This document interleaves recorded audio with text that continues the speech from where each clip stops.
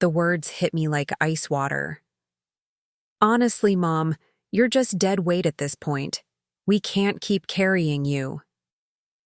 My son-in-law Derek stood in my daughter's kitchen, his arms crossed, looking at me like I was something that needed to be discarded.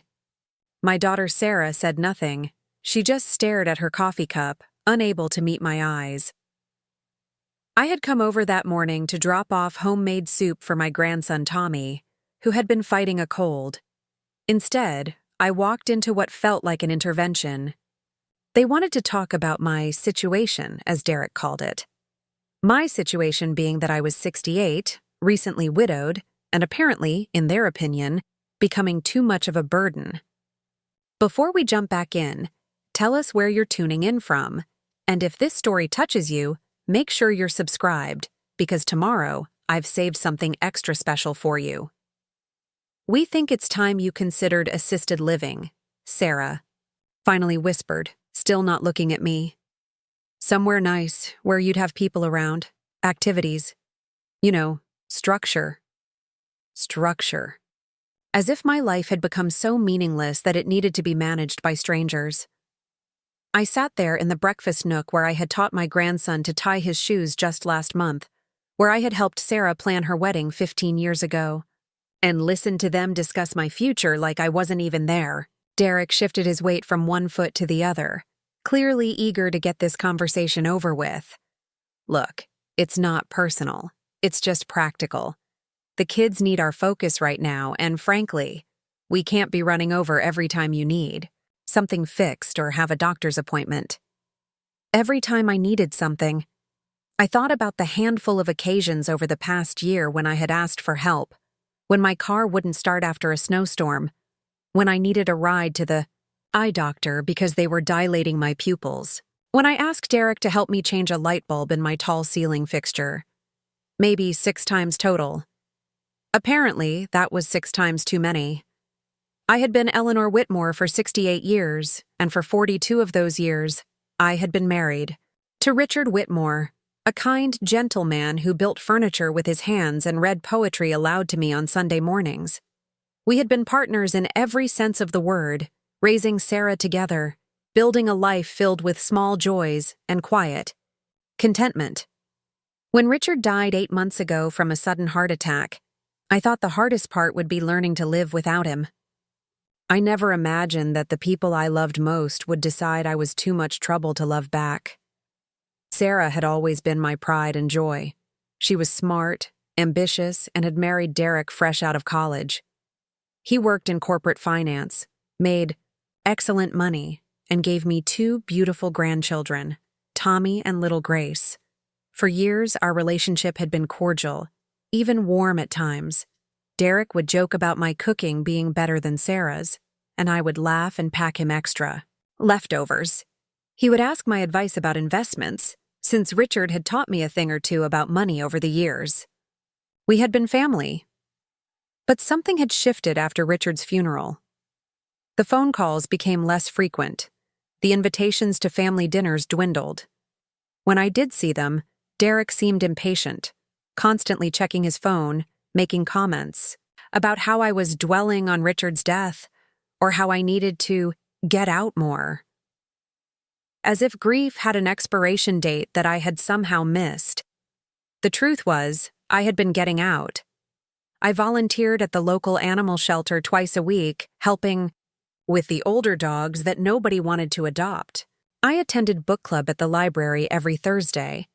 I had even started taking watercolor classes at the community center. But none of that seemed to matter to Derek, who had apparently decided that I was a problem that needed solving. We've already looked into a few places, Derek continued, pulling out his phone to show me pictures. This one has a lovely dining room, and they do crafts in the afternoon. You'd probably enjoy that. I stared at the photos of smiling elderly people gathered around tables, working on what looked like children's art projects. The dining room did look lovely, in the way that hotel lobbies look lovely, all neutral colors and generic landscapes on the walls. Everything designed to be pleasant and inoffensive and utterly forgettable. I don't want to live in a facility, I said quietly. Derek sighed. the same sigh he used when Tommy refused to eat his vegetables. Mom, you're not getting any younger. What happens when you fall and there's no one around? What happens when you can't drive anymore? We're trying to be proactive here. Proactive. Another business word that Derek liked to use when he wanted to sound reasonable while being completely unreasonable. I looked at Sarah, hoping to see some flicker of the daughter who used to crawl into my lap when she had nightmares, who called me every day during her first year of college because she missed home so much. But that girl was gone, replaced by a woman who couldn't even look at her own mother while her husband dismantled my independence piece by piece. I can take care of myself, I said, though my voice sounded smaller than I intended. Can you, though? Derek's tone was gentle, which somehow made it worse. Sarah told me you forgot to turn off the stove last week. I had forgotten to turn off the stove. I had been making tea and got distracted by a phone call from the insurance company about Richard's policy. When I realized what I had done 20 minutes later, I felt a cold rush of fear. Not because anything dangerous had happened, but because I knew exactly how it would sound if Sarah found out. Which, apparently, she had. That happened once, I said. Once that we know of, Derek replied. Look, we're not trying to be cruel here. We just think it would be better for everyone if you had some support. Professional support. Professional support, not family support, not love or patience or understanding. Professional support, the kind you pay for, the kind that comes with visiting hours and scheduled activities and meals that arrive on trays at predetermined times. Sarah finally looked up from her coffee cup, and I saw tears in her eyes. For a moment, I thought she might speak up, might tell Derek that this whole conversation was premature and unkind. Instead, she said, Maybe you could just visit a few places, Mom, just to see what's available. Just to see what's available. As if shopping for the place where I would spend my final years was like browsing for a new couch or picking out paint colors. As if the decision had already been made, and I was simply being allowed to choose the flavor of my own imprisonment. I set down my coffee cup and reached for my purse. My hands were shaking slightly, but I tried to keep my voice steady. I should go. Mom? Don't be like this, Sarah said, finally showing some emotion. We love you. We just want what's best. For you. What's best for me. I had heard those words before, when Richard and I had to make the difficult decision to put his mother in a nursing home during her final months. She had dementia and needed round-the-clock care that we simply couldn't provide. But that was different. She was genuinely unable to care for herself, genuinely dangerous to herself and others. I was neither of those things. I was simply inconvenient. I know you think you do, I said, standing up slowly. But what's best for me is to remain in my own home, surrounded by my own things, living my own life. I've been taking care of myself for 8 months now, and I've been doing just fine. Derek shook his head. Forgetting to turn off the stove isn't fine, Mom. Don't call me Mom, I said quietly. The words surprised even me. You're not my son. The kitchen fell silent. Derek's mouth dropped open slightly, and Sarah looked like I had slapped her.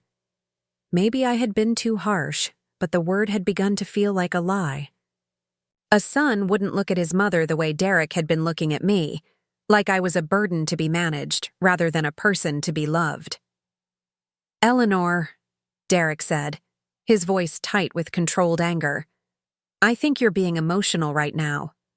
Maybe we should have this conversation when you've had time to think about it rationally. Emotional. Irrational. More words designed to dismiss me, to make my feelings seem invalid simply because they were inconvenient for him. I had spent 42 years married to a man who never once told me I was being too emotional when I disagreed with him. Preparing and narrating this story took us a lot of time, so if you are enjoying it, subscribe to our channel. It means a lot to us. Now back to the story. Richard had respected my opinions, valued my thoughts, treated me like an equal partner in our life together. Standing in that kitchen, I realized how much I had missed that respect and how little of it I was getting from the people who were supposed to love me most. "I am thinking rationally," I said. "Rationally, I see that you've decided I'm too much trouble to have around. Rationally, I understand that my presence in your lives has become an inconvenience. And rationally, I'm going to remove that inconvenience."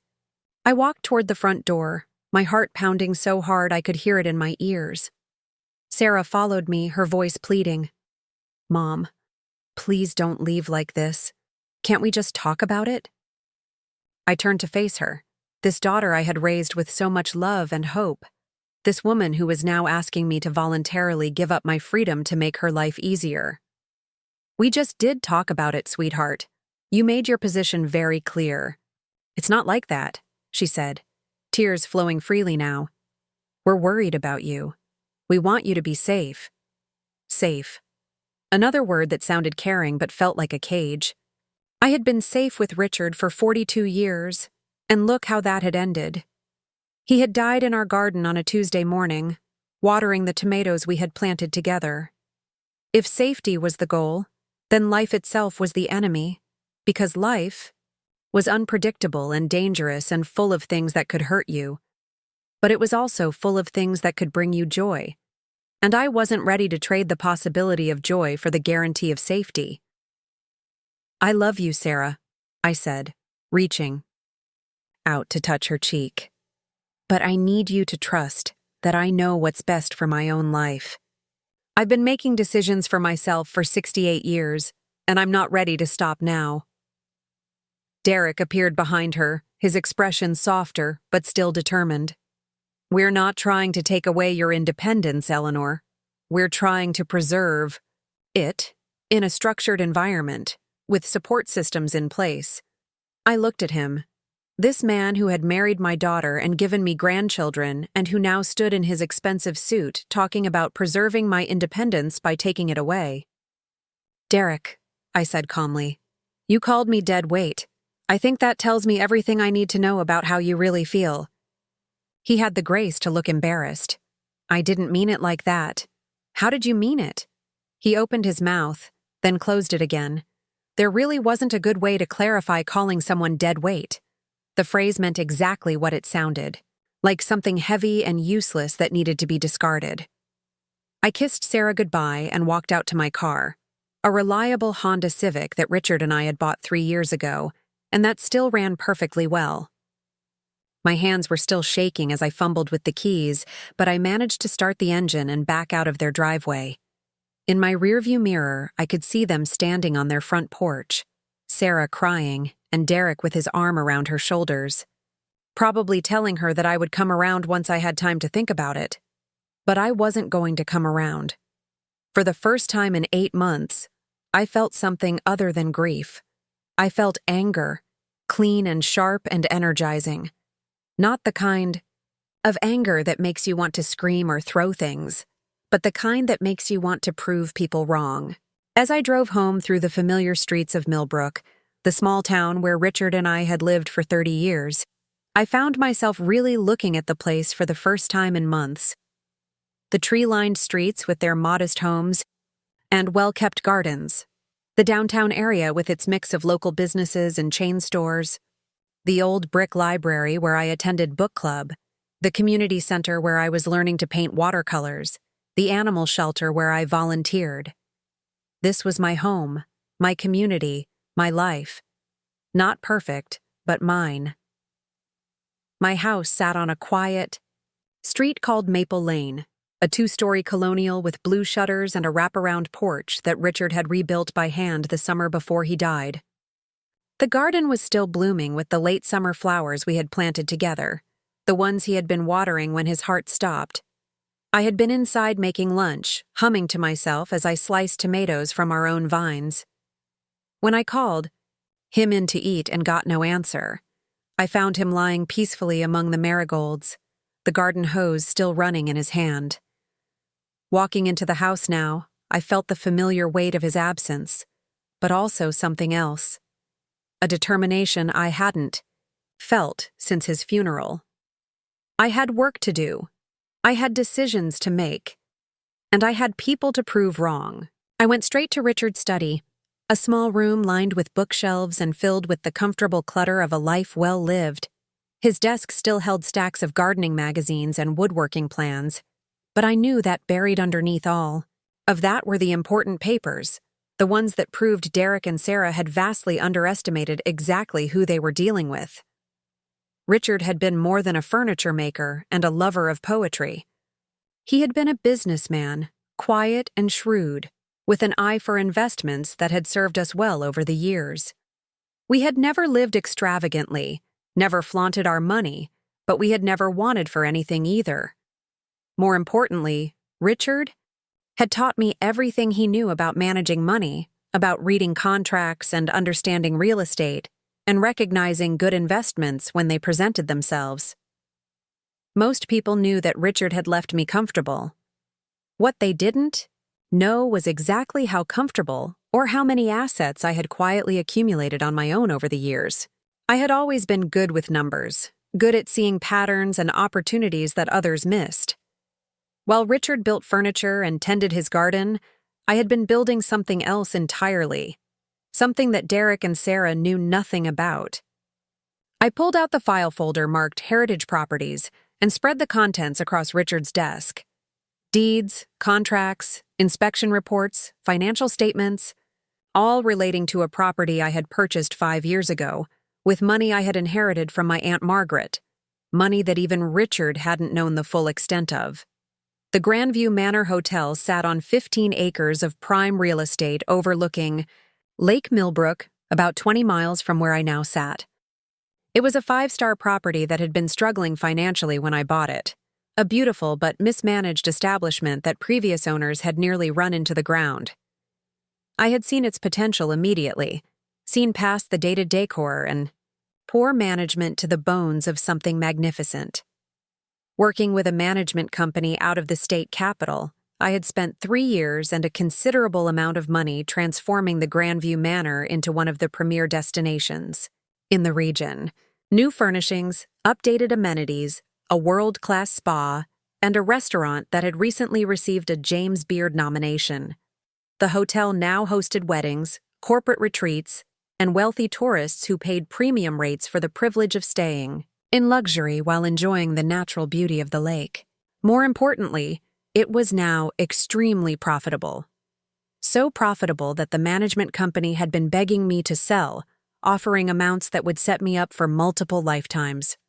But I had refused every offer, not because I needed the money, but because I loved having something that was entirely mine.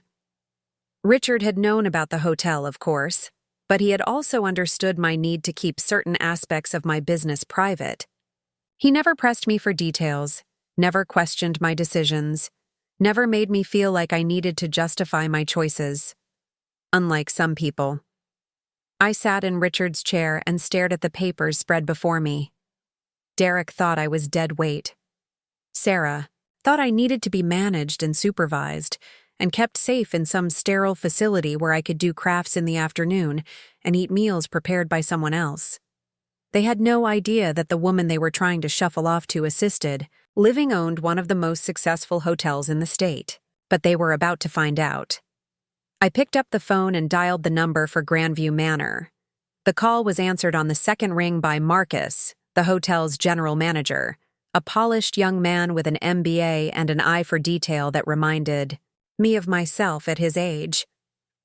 "Mrs. Whitmore," he said, his voice warm with genuine affection. "How lovely to hear from you. How are you holding up?" Marcus had attended Richard's funeral, had sent flowers and a handwritten note that made me cry, with its thoughtfulness. Unlike my own family, he had checked on me regularly in the month since, never pushy or intrusive, just caring. "I'm doing well, Marcus. Better than expected, actually. I have a rather unusual request." "Of course. What can I do for you?"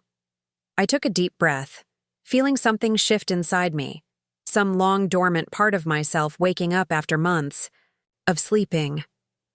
"I'd like to check into the hotel, Tonight, if possible. There was a pause, and I could hear the surprise in his voice. You want to stay at the hotel? Is everything all right? Everything is perfect, I said, and I meant it. I just think it's time I reminded myself of what I'm capable of. Marcus laughed, a sound of delight and understanding. I'll prepare the presidential suite immediately. Will you be dining with us this evening? I will. And Marcus? I'd like to invite a few people to join me for dinner tomorrow night. My daughter and her family. I think it's time they saw a different side of their dear old mom. It would be my pleasure to arrange that. Should I mention that you're the owner when I call them? I smiled, feeling more like myself than I had in months. Oh no, don't spoil the surprise. Just tell them that Mrs. Whitmore would like to invite them to dinner at the Grandview Manor. 5-star service, compliments of the house. Understood. I'll have someone pick you up whenever you're ready. That won't be necessary. I think I'll drive myself. I hung up the phone and sat quietly for a moment, listening to the sounds of my house settling around me. The grandfather clock in the hallway that Richard had restored from a piece his grandfather made. The gentle hum of the refrigerator in the kitchen. The distant sound of children playing in the neighborhood park 3 blocks away. This was my home, and I wasn't ready to leave it. Not for Derek's convenience, not for Sarah's peace of mind, not for anyone's definition of what my life should look like. I was 68 years old, not 98. I was widowed, not dead. I was grieving, not incapacitated.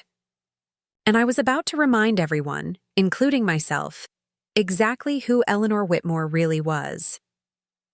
I went upstairs to pack a small overnight bag, choosing clothes I hadn't worn since Richard's funeral. The black dress that made me feel elegant instead of mourning. The pearl earrings he had given me for our 25th anniversary. The silk scarf I had bought in Paris during our only trip to Europe. The one that brought out the color in my eyes. As I packed, I found myself thinking about the conversation in Sarah's kitchen. About the way Derek had looked at me like I was something broken that needed fixing. Dead weight. The phrase still stung, but it also fueled something in me that had been dormant for too long. I had spent 8 months being the grieving widow, the woman who needed help and sympathy and careful handling. I had forgotten that I was also the woman who had built a successful business from the ground up, who had turned a failing hotel into a premier destination, who had accumulated wealth and influence that would have impressed Richard himself. It was time to stop being the woman who forgot to turn off the stove and start being the woman who owned the 5-star hotel where Derek probably couldn't afford to stay even if he saved up for a year. I loaded my suitcase into the Honda and drove through town toward the highway that would take me to Lake Millbrook.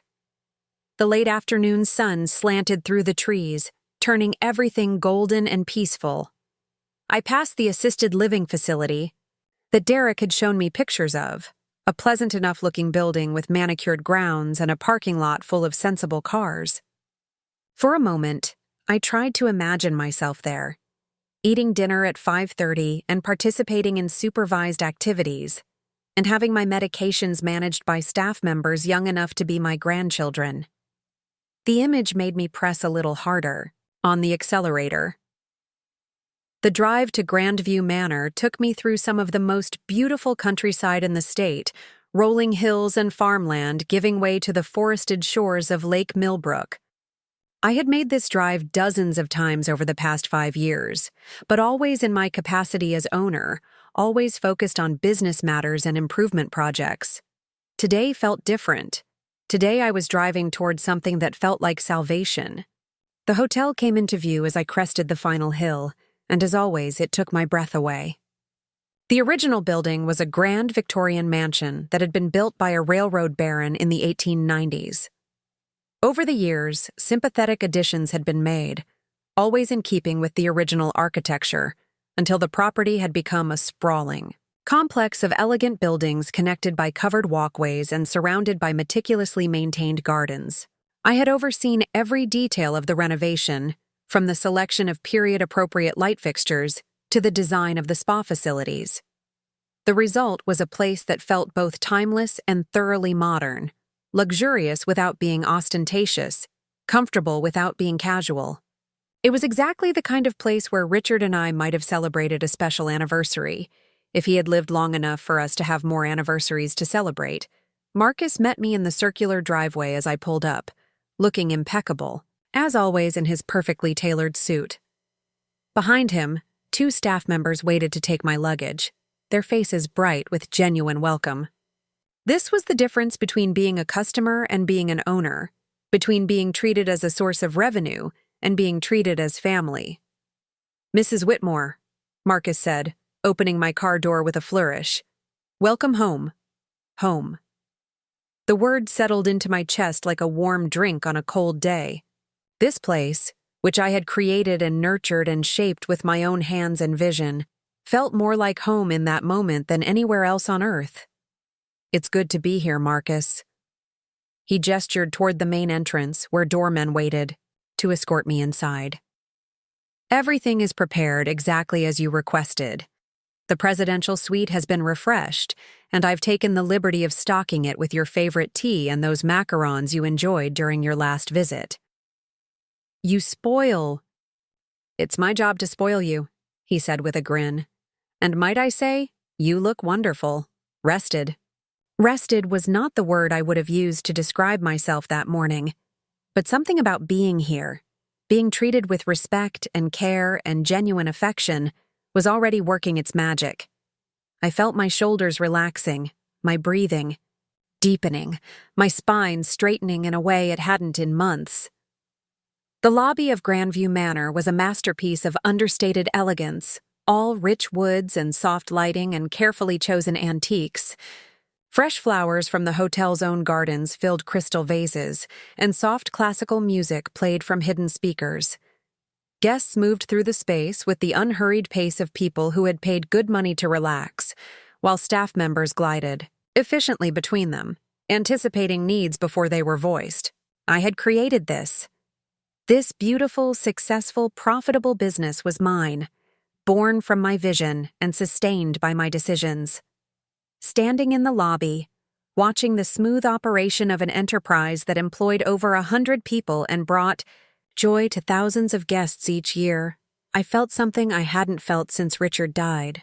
I felt proud. "Would you like to go straight to your suite, or would you prefer to have a drink in the lounge first?" Marcus asked. "The lounge sounds perfect." He led me to the Millbrook Lounge, an intimate space with leather chairs arranged around a stone fireplace and tall windows overlooking the lake. At this time of day, the room was nearly empty, perfect for a quiet drink and a chance to decompress from the morning's events. Marcus signaled to the bartender, a young woman with an easy smile who approached our table immediately. "What can I get you, Mrs. Whitmore?" "A glass of the Chablis, please. And Marcus, will you join me?" I'd be honored. We sat in comfortable silence for a few minutes, watching the late afternoon light play across the water.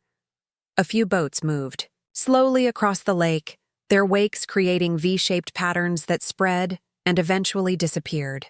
It was peaceful in a way that I had forgotten was possible, peaceful in a way that had nothing to do with the artificial calm of assisted living facilities. "How have you really been?" Marcus asked finally, his voice gentle but direct. "I know. The past few months must have been difficult." "They have been," I admitted, "but perhaps not in the way I expected." "Oh?" I took a sip of wine, savoring the crisp taste and the way it seemed to settle my nerves. I expected grief to be the hardest part, and it has been hard losing Richard. But what I didn't expect was how quickly other people would decide that grief had made me incapable of living my own life. Marcus frowned. "Someone's been giving you trouble?" "My family thinks I should move to assisted living. They're concerned about my safety, my ability to care for myself. They think I'm becoming a burden." "A burden?" Marcus's voice was sharp with indignation. "Mrs. Whitmore, you're one of the most capable people I know. The work you've done here, the decisions you've made, the way you've built this business from nothing, That's not the work of someone who needs to be taken care of. That's exactly what I was thinking, I said, feeling a smile tug at the corners of my mouth. In fact, I was thinking it might be time to remind them of exactly who they're dealing with. Marcus leaned back in his chair, his eyes bright with interest. What did you have in mind? Well, I said, finishing my wine and setting the glass, down with a definitive click. I thought I might invite them to dinner tomorrow night.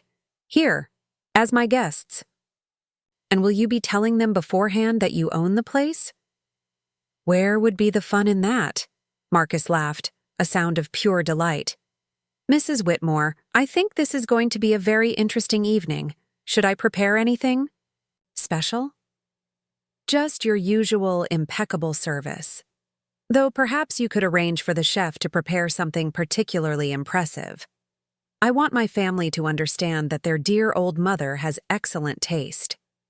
Consider it done. And, Mrs. Whitmore? For what it's worth, anyone who thinks you're dead weight clearly doesn't know you very well. I felt tears prick at my eyes, but they were good tears. Tears of gratitude and recognition rather than sorrow. Thank you, Marcus. You have no idea how much I needed to hear that. Oh, I think I do. He walked me to the elevator that would take me to the presidential suite, a journey I had made many times as an owner, but never as a guest. The difference was subtle but meaningful. As an owner, I was always working, always noticing things that needed attention or improvement. As a guest, I could simply appreciate the beauty and comfort that my work had created. The presidential suite occupied the entire top floor of the main building, with wraparound windows that offered breathtaking views of the lake and surrounding hills. The sitting room was furnished with antiques I had personally selected, pieces that managed to be both elegant and comfortable. Fresh flowers filled the room with gentle fragrance, and a bottle of champagne waited in an ice bucket beside a plate of the French macarons Marcus had mentioned. I kicked off my shoes and padded across the Persian rug to the windows, looking out at the lake as the sun began its descent toward the horizon. From up here, I could see the hotel's gardens spreading out below me, the carefully planned landscapes that provided color and beauty through all 4 seasons. I could see the spa building, where guests could indulge in treatments that would cost Derek a week's salary. I could see the pool area, where families laughed and children played under. The watchful eyes of attentive staff. This was what I had built. This was what Derek called dead weight. I opened the champagne and poured myself a glass, then called Sarah's number. She answered on the first ring, her voice anxious and hopeful. Mom, are you okay? I've been worried about you all day. I'm fine, sweetheart. Better than fine, actually. I'm calling to invite you and Derek and the children to dinner tomorrow night. Oh. She sounded surprised, and I could hear the relief in her voice. Of course. We'd love to have dinner. Should we bring something? No need. We won't be eating at home. I've made reservations at a lovely restaurant, the Grandview Manor, out by the lake. Do you know it? There was a pause. The Grandview Manor? Mom, that place is incredibly expensive. Are you sure you can afford it? I smiled, taking a sip of champagne that probably cost more than most people spent on an entire meal. Don't worry about the cost, dear. It's all taken care of. Can you be there at 7 tomorrow evening? Yes, of course. But Mom, we need to talk about this morning. About what Derek said. He feels terrible about the way that came out. I'm sure he does. We'll have plenty of time to talk tomorrow night. I think you'll find it very enlightening. What do you mean? You'll see. Just dress nicely. It's a 5-star establishment.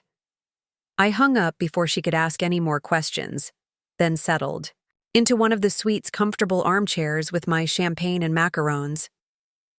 Through the windows, I watched the sun set over the lake, painting the sky in shades of pink and gold that would have made Richard reach for his camera. For the first time since his death, the beauty of a sunset didn't make me sad. Instead, it filled me with anticipation, Tomorrow night, Derek would discover that the woman he had dismissed as dead weight owned the very restaurant where he would be struggling to pronounce the French names on the menu. Tomorrow night, Sarah would realize that her mother's situation was rather different than she had imagined. Tomorrow night, the grandchildren would see their grandmother in her element, confident and respected and utterly in control.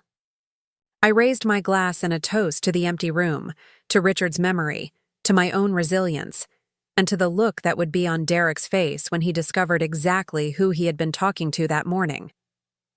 To surprises, I said aloud, and drained the champagne in one satisfying swallow. I woke the next morning in the presidential suite feeling more rested than I had in months. The Egyptian cotton sheets were softer than anything I owned at home, and the view from the bedroom windows showed the lake shrouded in early morning mist, peaceful and pristine.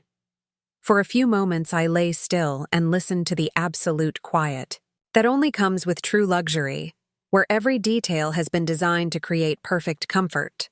Room service arrived precisely at 8, as I had requested the night before.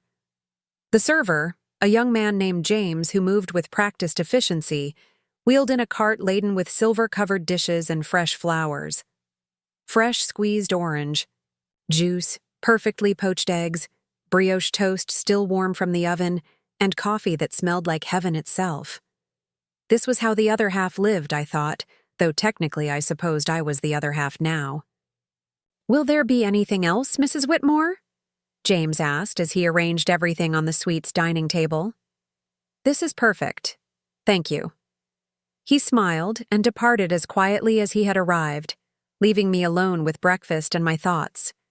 Through the dining room windows, I could see guests beginning to emerge for their morning activities. A couple in tennis whites heading toward the courts. A family with young children making their way to the pool. Business executives in suits walking purposefully toward the conference center for what was probably a corporate retreat. All of these people were here because of decisions I had made, investments I had authorized, vision I had implemented. Yet Derek thought I was too addled to manage my own household. The irony was so sharp it almost made me laugh. I spent the morning reacquainting myself with the hotel's operations, something I had been too grief-stricken to focus on properly since Richard's death. Marcus gave me a complete tour, showing me improvements that had been made in my absence and discussing expansion plans that required my approval. We walked through the spa, where the sound of gentle music and flowing water created an atmosphere of complete tranquility. We visited the conference center, where a technology company was conducting a 3-day strategic planning session. We toured the kitchens, where the chef was already preparing for the evening's dinner service. "The reservation for tonight is confirmed," Marcus told me as we walked through the restaurant's main dining room. "Table 12, our best table by the windows. I've arranged for Pierre to personally oversee the service."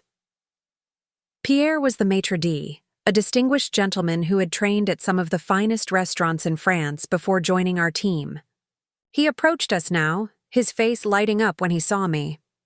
"Madam Whitmore," he said, taking my hand and kissing it in the old-fashioned way that somehow didn't feel silly when he did it. "How wonderful to see you. Marcus tells me you have special guests joining you this evening." "Very special," I said. "My daughter and her family. I'm hoping to give them an evening they'll never forget." "Consider it done. I have selected wines that will complement Chef Antoine's tasting menu perfectly. Your guests will experience the very best we have to offer." Pierre's accent made everything sound more elegant, more important. I tried to imagine Derek's reaction to being served by someone who had worked in Michelin-starred restaurants, someone who could discuss wine pairings with the kind of knowledge that came from decades of experience. Derek, who considered himself sophisticated because he drank craft beer and could identify different types of whiskey. "There is one small matter," Pierre continued. "Should I mention to your guests that you are the proprietor when they arrive?" "Absolutely not," I said quickly. "Let them think I'm simply a guest who has made a reservation. I want to see how they react to the restaurant first before they know the truth." Marcus and Pierre exchanged glances, and I could see they were both enjoying this conspiracy as much as I was. There was something delightful about being surrounded by people who not only understood my situation, but were actively helping me orchestrate my little surprise. I spent the afternoon in the hotel's library, a cozy room lined with first-edition books and furnished with leather chairs that invited long periods of reading. It was one of my favorite additions to the hotel, a space where guests could escape from their busy lives and lose themselves in literature. The afternoon light streamed through tall windows, and the room smelled of old books and furniture polish. I had brought a novel with me, but found myself unable to concentrate on the words. Instead, I kept thinking about the conversation in Sarah's kitchen, about the look on Derek's face when he called me dead weight, about the way Sarah had been unable to meet my eyes. The hurt was still there, sharp and real, but it was tempered now by anticipation, by the knowledge that in a few hours, everything would change.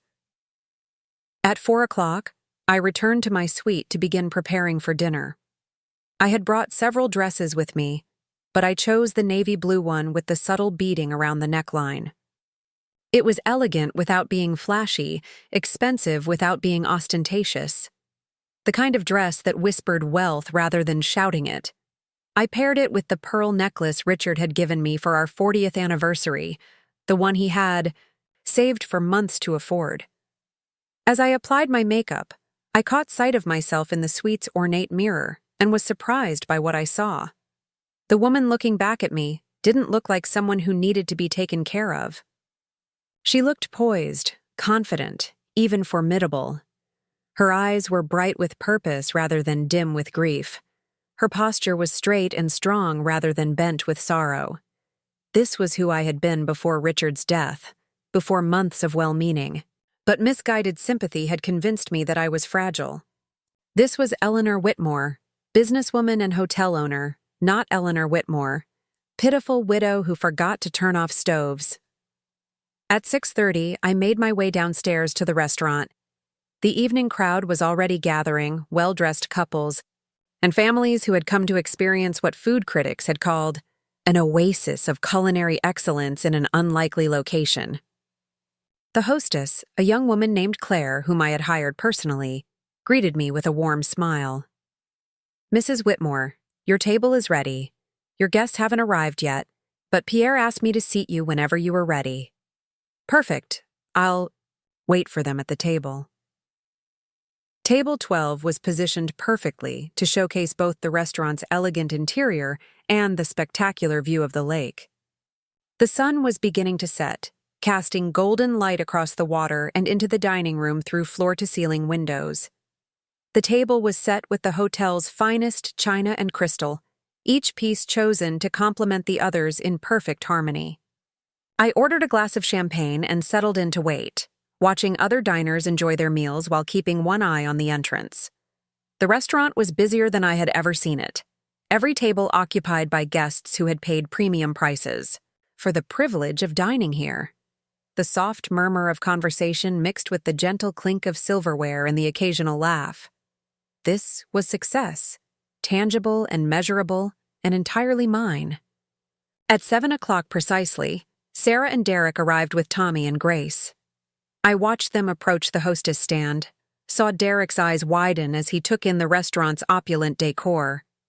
Even from across the room, I could see him calculating costs, probably wondering how his supposedly impoverished mother-in-law could afford such a place. Sarah looked nervous, glancing around the dining room like she was afraid she might break something valuable just by being there.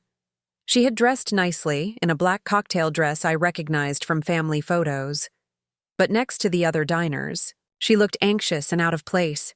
The children were on their best behavior, Tommy in a button-down shirt that he kept tugging at, Grace in a pink dress with patent leather shoes. Claire escorted them to the table, and I stood to greet them, with a smile that I hoped looked more welcoming than vindictive. "You found it. How wonderful." Sarah hugged me, holding on a bit longer than usual. "Mom, this place is incredible. But are you sure about this? The prices on the menu outside were—" "Don't worry about the prices, dear. Sit down, relax, enjoy yourselves." Derek remained standing for a moment, still taking in the restaurant, with an expression I couldn't quite read. Surprise, certainly, but also something that might have been suspicion. "Mrs. Whitmore," he said finally, "this is very generous of you. But I have to ask, how did you manage to get a reservation here? I heard this place is booked months in advance." "I have my ways," I said lightly, taking my seat again. "Please, sit down. The children must be hungry." Tommy and Grace were indeed staring at the elaborate table setting with wide eyes, probably wondering which fork to use first. I remembered feeling the same way the first time Richard took me to an expensive restaurant, back when we were young and still discovering what we wanted from life. Pierre appeared at our table as if by magic, his presence commanding immediate attention. "Good evening, ladies and gentlemen. Welcome to Grandview Manor. I am Pierre, and I will be personally overseeing your dining experience this evening." Derek straightened in his chair, clearly impressed despite himself. "Thank you. This is quite a place you have here. We are very proud of what we have created," Pierre said smoothly. "Mrs. Whitmore has requested our chef's tasting menu this evening, which will showcase the very best of our culinary offerings. If there are any dietary restrictions or preferences, please let me know now." "Mrs. Whitmore requested?" Derek looked confused. "I thought we were just ordering from the regular menu." Pierre glanced at me, and I gave him the slightest nod. "Mrs. Whitmore made special arrangements for this evening. You are her honored guests." I watched Derek's face as he processed this information. Special arrangements meant money, more money than he had probably assumed I possessed. His eyes narrowed slightly, and I could practically see the wheels turning in his head as he tried to figure out what was happening. "Mom," Sarah said quietly, "this is too much. You don't need to spend this kind of money on us. It's not about need, sweetheart. It's about want. I want to treat my family to something special. When was the last time we all had dinner together somewhere beautiful?" The truth was, we had never had dinner together somewhere like this. Richard and I had dined at Grandview Manor several times, of course, but always in my capacity as owner, always focused on business matters. This was the first time I was here purely as someone enjoying the experience I had created. The first course arrived, a delicate amuse-bouche that looked more like art than food. The children stared at their tiny spoons uncertainly until Tommy, bless him, took a brave bite, and his face lit up with surprise and delight. "Grandma, this is really good." "I'm glad you like it, sweetheart." Derek was examining his portion with the intensity of someone trying to calculate its cost per ounce. "This is quite an elaborate meal, Mrs. Whitmore. The tasting menu here must be extremely expensive." "Derek," Sarah hissed, clearly embarrassed by his lack of tact. "It's all right," I said calmly. "Derek's right. It is expensive, but sometimes expensive things are worth it. Sometimes you pay for quality, for expertise, for an experience you can't get anywhere else." "I just don't want you to feel like you need to impress us," Derek continued. "We would have been perfectly happy with a nice dinner at home, or even at that Italian place downtown." The Italian place downtown was a family restaurant with red checkered tablecloths and a menu that hadn't changed in 20 years. Pleasant enough for what it was, but Derek's suggestion that I should have taken them there instead felt like another dismissal, another assumption that I didn't belong in places like this. "I wanted to bring you here," I said simply. "I wanted you to see what real hospitality looks like." The second course arrived, a soup that looked like it belonged in a museum and tasted like heaven. Pierre reappeared to pour wine for the adults, explaining the vintage and the reasoning behind the pairing with the kind of knowledge that comes from years of training and experience. "This is a 2018 Sancerre," he explained to Derek, who had clearly never heard of Sancerre but was trying to look knowledgeable. The crisp minerality complements the delicate flavors of the soup while providing a refreshing counterpoint to the richness of the cream base. Derek nodded sagely, as if he understood what Pierre was talking about. Excellent choice, he said, though I could tell he was completely out of his depth. As the meal progressed, I watched my family's reactions with growing satisfaction. The children were having the time of their lives, each new course an adventure that made them giggle and ask questions. Sarah was beginning to relax, the wine and the beautiful surroundings working their magic on her anxiety. Even Derek seemed to be enjoying himself, though I could tell he was still puzzled by the whole situation. "Mom," Sarah said during the fish course, "I have to ask, how did you know about this place? It's not exactly the kind of restaurant you and Dad used to go to. Your father and I came here several times, actually. We always enjoyed it." That was true, as far as it went. We had enjoyed it, though our visits had been working dinners with the management company and the chef, not romantic evenings out. But Sarah didn't need to know that level of detail. "Dad never mentioned it," she said, looking puzzled. "Your father kept some things to himself," I replied, which was also true. Richard had been a private man, someone who didn't feel the need to share every detail of his life with others. It was one of the things I had loved about him.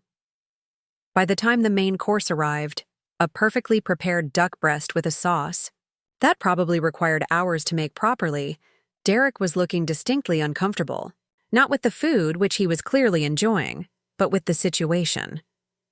I could see him doing mental calculations, trying to figure out what this meal was costing, and how I could possibly afford it.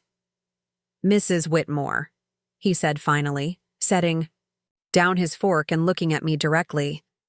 "I need to ask you something, and I hope you won't take this the wrong way." "Of course, Derek. What's on your mind?" "This meal, this restaurant, the way the staff is treating us like we're royalty. It's wonderful, but it's also expensive. Very expensive. And after our conversation yesterday, I'm concerned that you might be spending money you can't afford to spend." Sarah shot him a warning look, but he continued anyway. "I know you think we're trying to control your life, but we're genuinely worried about your financial situation. If you're spending this kind of money on dinner, maybe we need to talk about your budget, about making sure you're not going to run into trouble down the road." There it was, the assumption that had been underlying everything since Richard's death. The belief that without my husband to manage things, I was somehow incapable of handling money responsibly. The conviction that I needed their guidance, their oversight, their control. "You're concerned about my finances," I said slowly. "Well, yes. This meal probably costs more than most people spend on groceries in a month. And if you're making these kinds of choices regularly..." "You think I'm being irresponsible?" Derek glanced at Sarah, who was looking increasingly uncomfortable. "I think you might not be thinking clearly about money right now. Grief can affect judgment, and we just want to make sure you're not making decisions you'll regret later." "Decisions I'll regret later," I repeated. "Like treating my family to a nice dinner. Like spending money you might need for other things. Like medical expenses, or home repairs, or, God forbid, long-term care." Long-term care.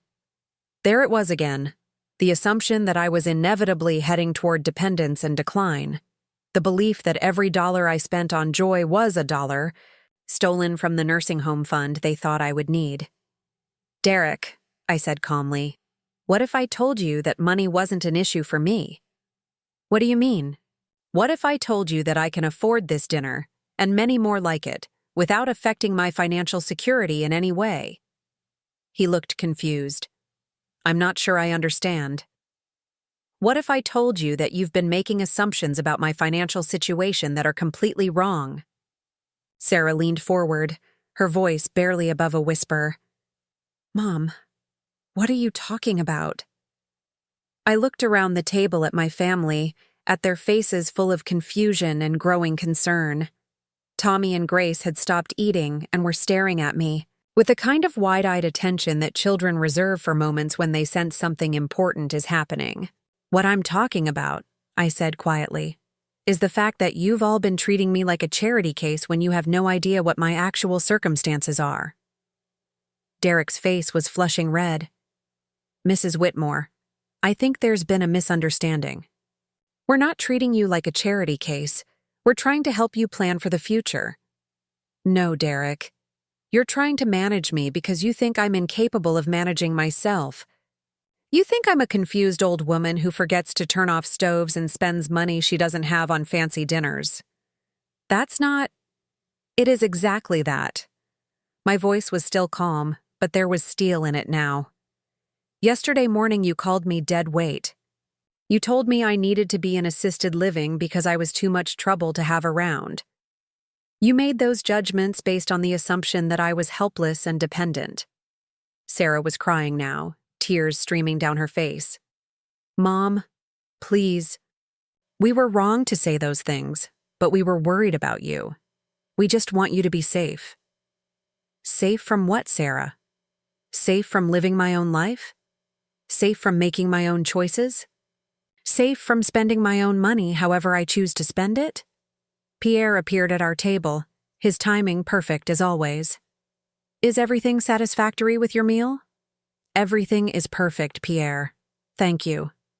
He glanced around the table, taking in Sarah's tears and Derek's red face with the kind of professional discretion that comes from years of dealing with difficult dining situations. Very good. Dessert will be served shortly. After he left, Derek leaned forward, his voice tight with controlled anger. Mrs. Whitmore, I think you're being unfair. We made a mistake, yes, but we were trying to help. And this dinner, whatever point you're trying to make, it doesn't change the fact that you need to be realistic about your situation. My situation, I said, reaching for my wine glass. Derek, what exactly do you think my situation is? You're a widow living alone in a house that's too big for you, with no real source of income except Social Security and whatever small pension you get from teaching.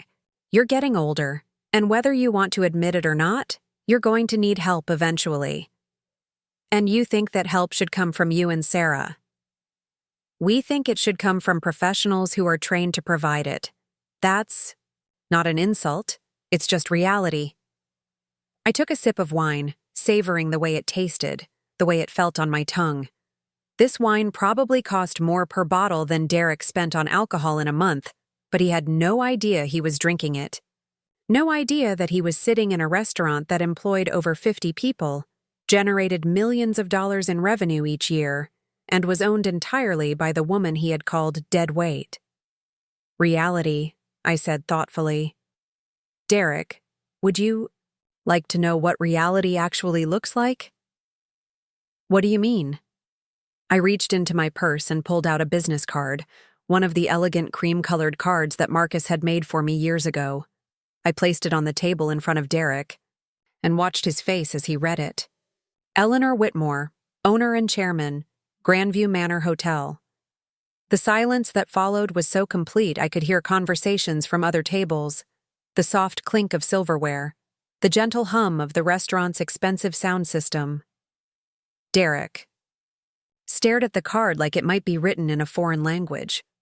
Sarah's crying had stopped abruptly, and she was looking back and forth between me and Derek with an expression of complete bewilderment.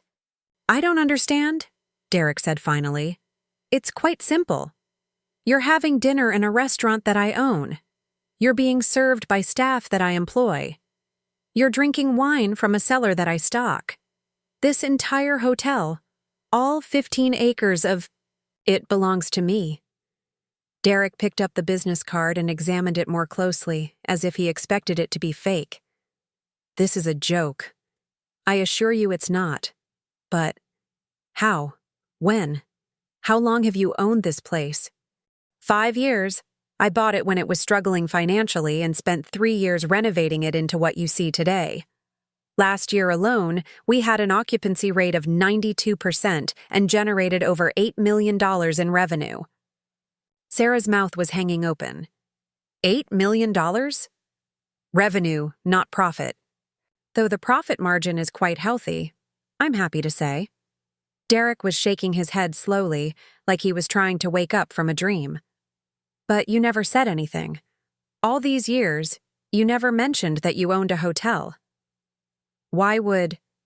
It's my business, quite literally. I saw no reason to discuss it with people who weren't involved in running it. But the money, if you own this place, if it's making that kind of money, then I'm not the impoverished widow you thought I was. No, Derek, I'm not struggling financially. I'm not in danger of running out of money. I'm not spending my grocery budget on fancy dinners.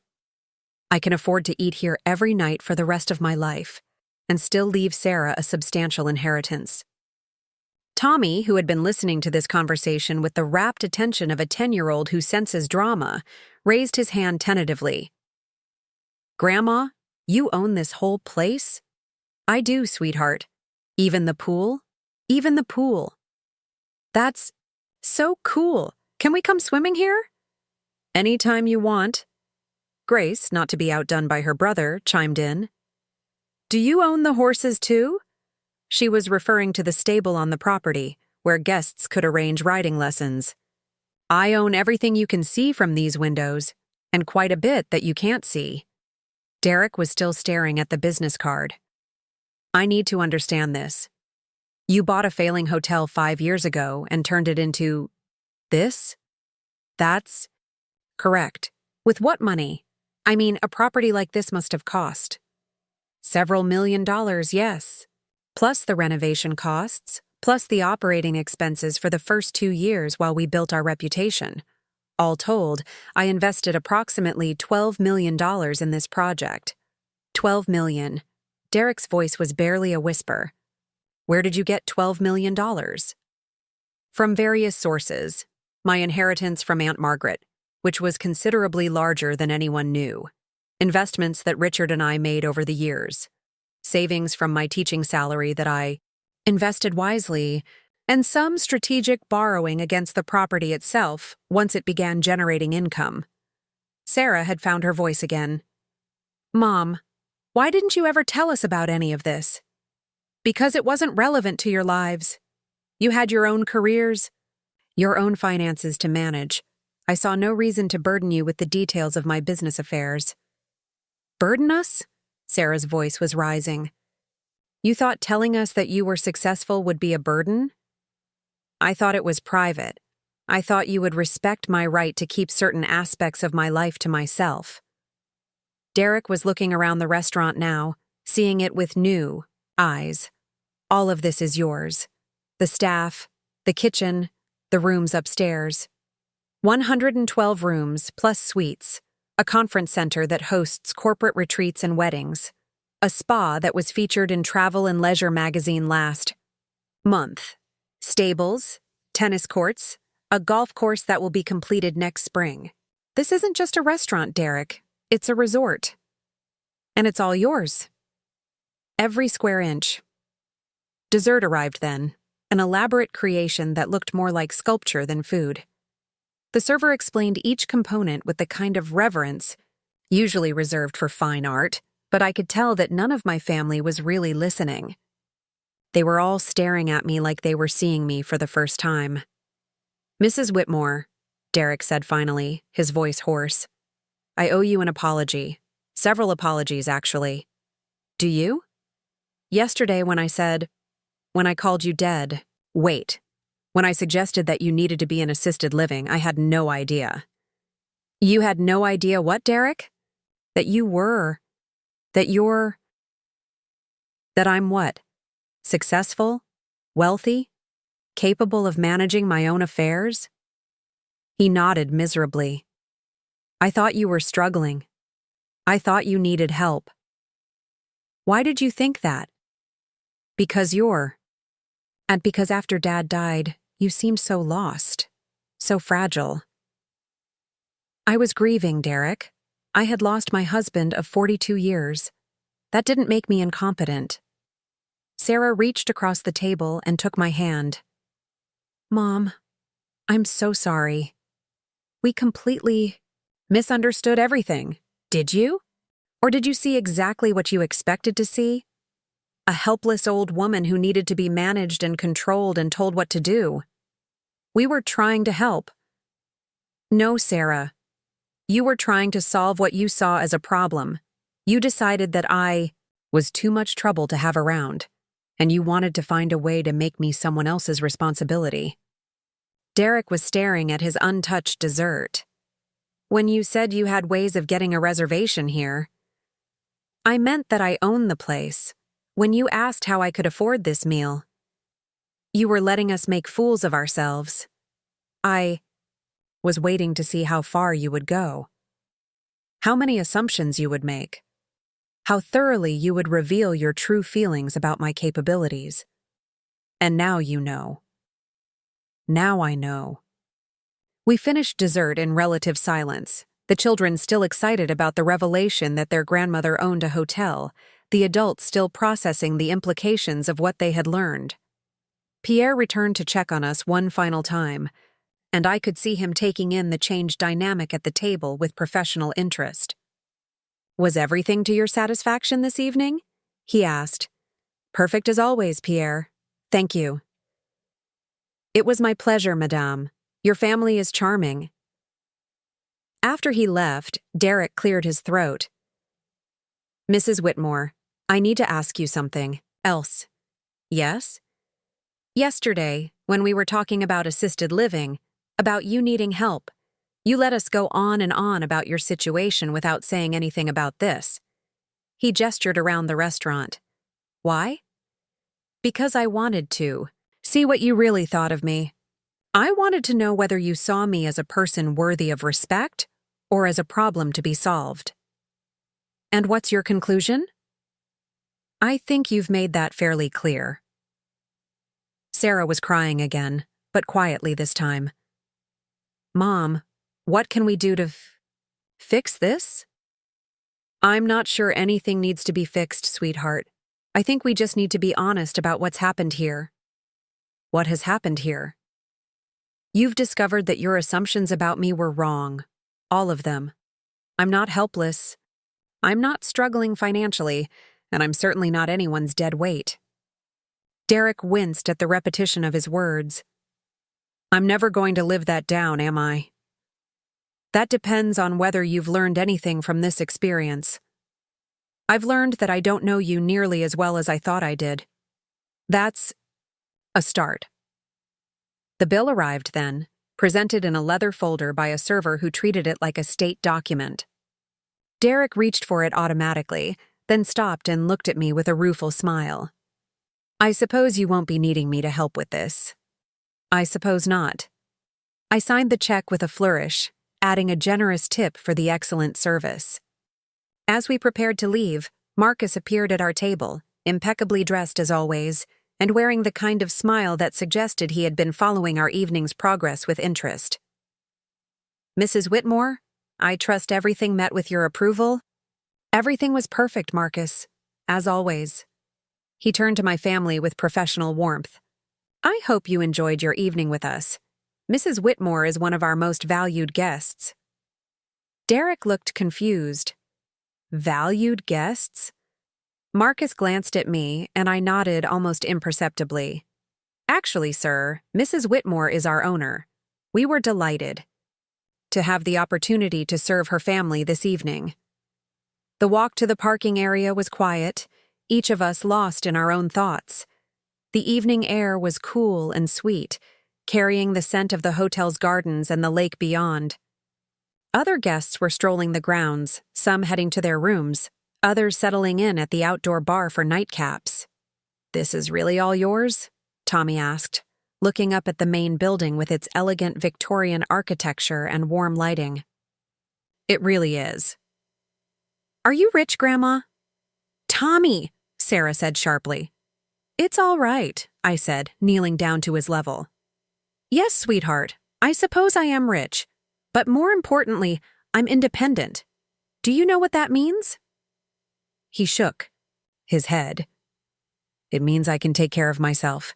It means I don't need anyone else to make decisions for me or tell me how to live my life.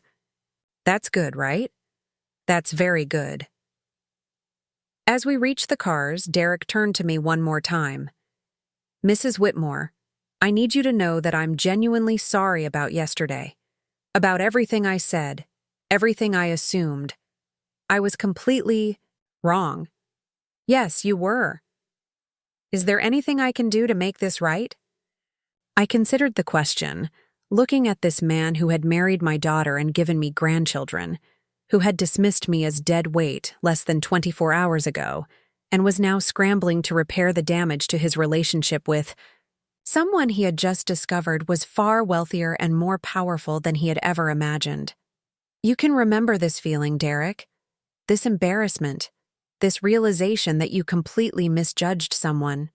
You can remember it the next time. You're tempted to make assumptions about what people are capable of based on their age, or their gender, or their circumstances. I will. I promise. And you can remember that independence isn't something you lose automatically when you turn 65 or become widowed. It's something that has to be taken away from you, and I'm not ready to give mine up. I understand. Do you? Because yesterday you were ready to put me in assisted living based on one forgotten stove and a few requests for help with minor household tasks. Today you discover that I own a multi-million-dollar business. Which version of me is real, Derek? He was quiet for a long moment, and I could see him struggling with the question. Both versions are real, but I only saw the one that fit my preconceptions. Exactly. Sarah hugged me goodbye, holding on tight like she was afraid I might disappear. Mom, can we talk tomorrow? Really talk? Of course, sweetheart. I have so many questions about the hotel, about your business, about everything we didn't know. And I'll answer them. But Sarah, I need you to understand something. I didn't keep this secret to hurt you or to make you feel foolish. I kept it private because it was mine. Because after 42 years of marriage, of sharing everything with your father, I wanted something that belonged only to me. I think I understand. I hope you do. I watched them drive away, Derek looking shaken and Sarah still wiping her eyes. The children waved at me through the back window until the car disappeared around the curve that led back to the main road. I stood alone in the parking area for a few minutes, listening to the sound of the lake lapping against the shore and the distant laughter of guests enjoying the hotel's amenities. Tomorrow I would return to my house on Maple Lane, to my routine of volunteering and book clubs and watercolor classes. But tonight had changed everything, not because my circumstances had changed, but because the people closest to me finally saw those circumstances clearly. Derek would never again look at me and see dead weight. Sarah would never again assume that I needed her permission to live my own life. And I would never again allow anyone to make me feel small or helpless or burdensome. I was Eleanor Whitmore, widow and mother and grandmother. I was also Eleanor Whitmore, successful businesswoman and hotel owner. I had always been both of those things, but tonight was the first time my family saw me whole. Walking back toward the hotel's main entrance, I felt something I hadn't experienced since Richard's death. I felt powerful, not in a cruel or vindictive way, but in the quiet, confident way that comes from knowing exactly who you are and what you're capable of. Tomorrow would bring new challenges, new conversations, new opportunities to define the relationships that mattered most to me. But tonight, I was going to sleep in the presidential suite of the hotel I owned, surrounded by luxury I had created and success I had earned. Tonight, I was going to remember what it felt like to be seen, clearly by the people who claimed to love me, and it felt magnificent. The morning sun streaming through the presidential suite's windows felt different somehow, warmer and more welcoming than it had the day before.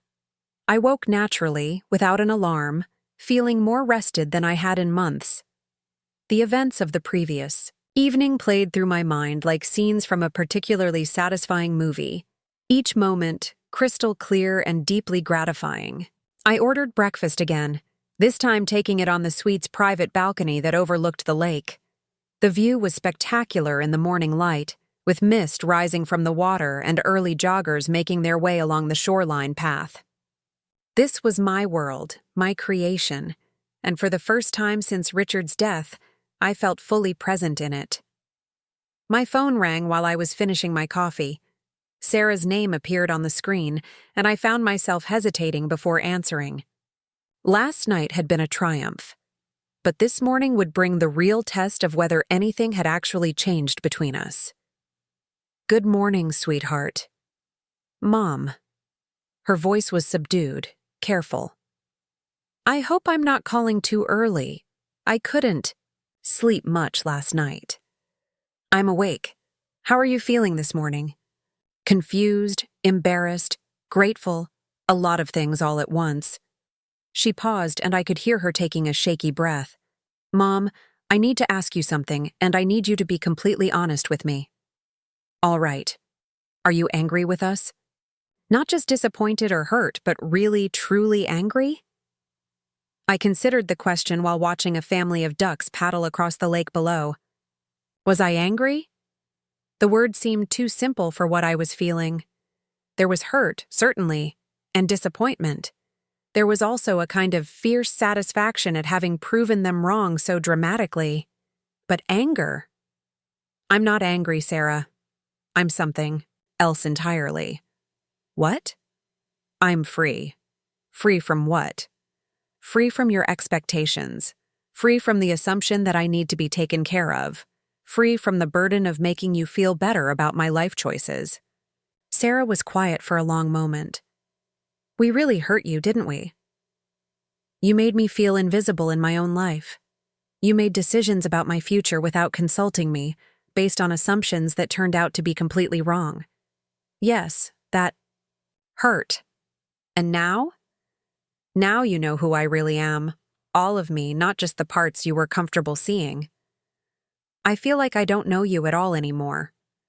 You know me, Sarah. You just know more of me now. The hotel, the business, the money. How long have you been planning to tell us?" "I wasn't planning to tell you at all, necessarily. It wasn't a secret I was keeping from you specifically. It was just private. But after what Derek said yesterday, I realized that privacy had become a problem. You were making life-altering decisions for me based on incomplete information. So you decided to shock us instead of just explaining." I smiled, even though she couldn't see it. "I decided to let you draw your own conclusions first. I wanted to see how far you would go with your assumptions. And we went pretty far. You went far enough." Sarah sighed deeply. "Derek feels terrible. He's been pacing around the house since we got home, saying he can't believe he called you dead weight. He wants to apologize again, properly this time." "Derek can apologize if it makes him feel better, but what I really want is for both of you to understand something." "What?" "I am not the same woman I was when your father was alive. Grief changed me, yes, but it didn't make me helpless. If anything, it made me realize how capable I actually am." "What do you mean?" I set down my coffee cup and walked to the balcony railing, looking out over the property I had transformed from a failing hotel into a thriving resort. When your father died, I had to make a choice.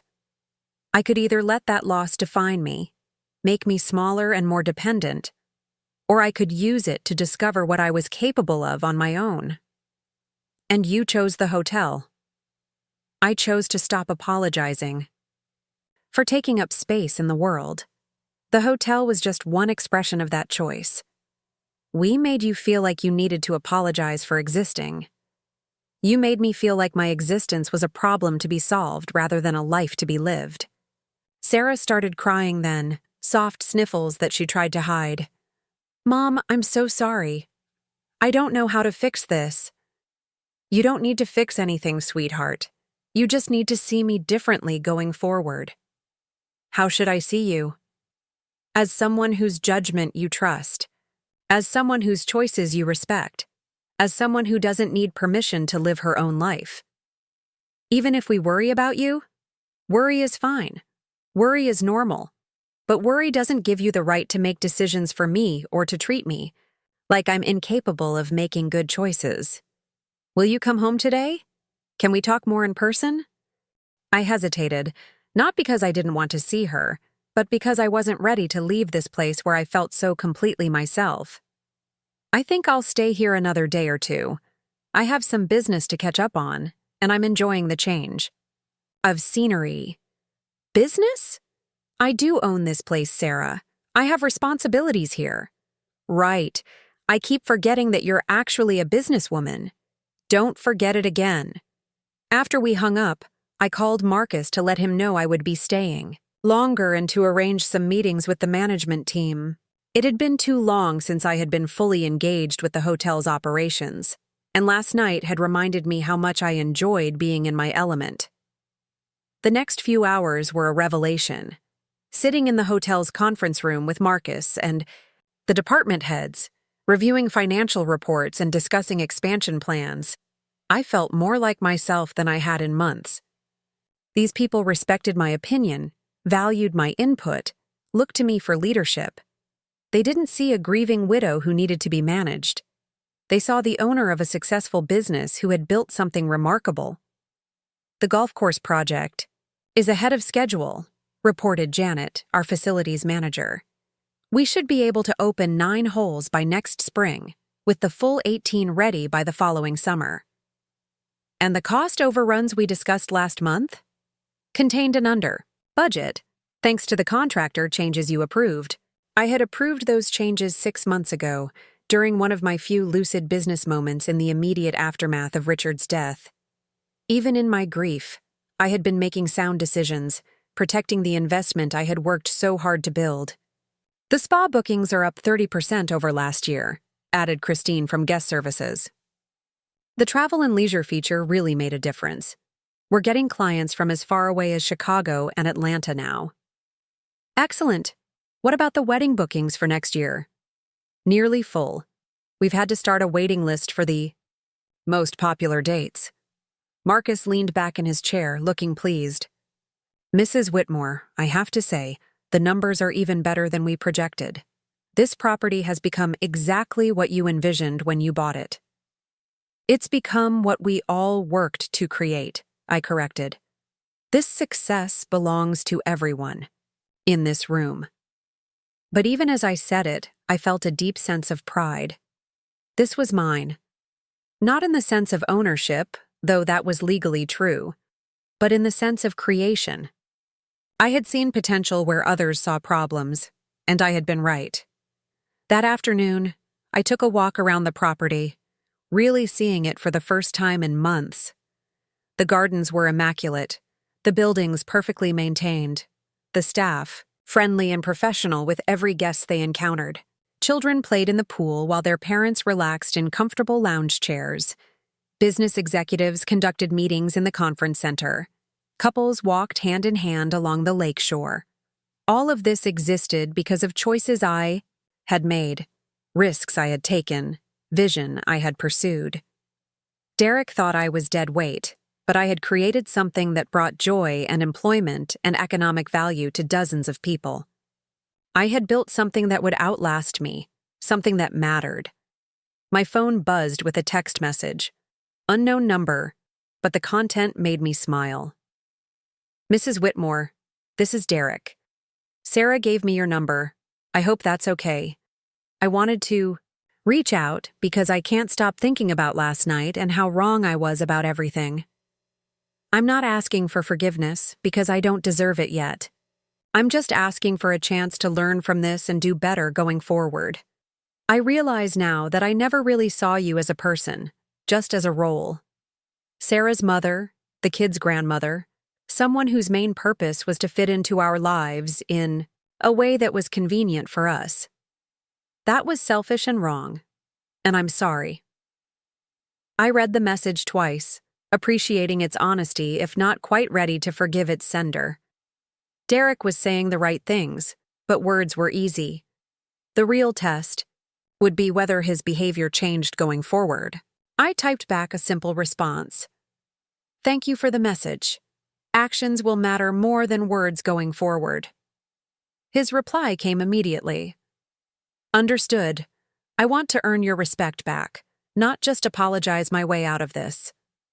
That was better.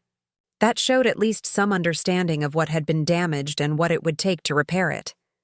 As evening approached, I found myself back in the restaurant, this time dining alone at a quiet corner table. Pierre greeted me with his usual warmth, but I could see the curiosity in his eyes. Word had undoubtedly spread among the staff about the previous evening's revelations. Dining alone this evening, madam? Sometimes the best company is your own. Indeed. Shall I select a wine for you? Please. He returned with a bottle of Burgundy that probably cost more than Derek's monthly car payment. As I savored the first sip, I reflected on how different this felt from the loneliness I had experienced at home. There, I ate alone because Richard was gone, and my family had decided I was too much trouble to include. Here, I dined alone by choice, surrounded by the success I had created, served by people who valued my presence. Mrs. Whitmore? A voice interrupted my thoughts. I looked up to see a well-dressed woman in her 50s, someone I didn't immediately recognize. Yes? I'm Jennifer Morrison. I'm staying here with my husband for our anniversary. I hope you... Don't mind the interruption, but I heard from the staff that you're the owner of this beautiful property. I am. I just wanted to tell you what an extraordinary place you've created here. We've stayed at luxury hotels all over the world, and this is easily one of the finest. The attention to detail, the service, the way every element works together. It's remarkable. Thank you. That's very kind of you to say. My husband and I are both in hospitality.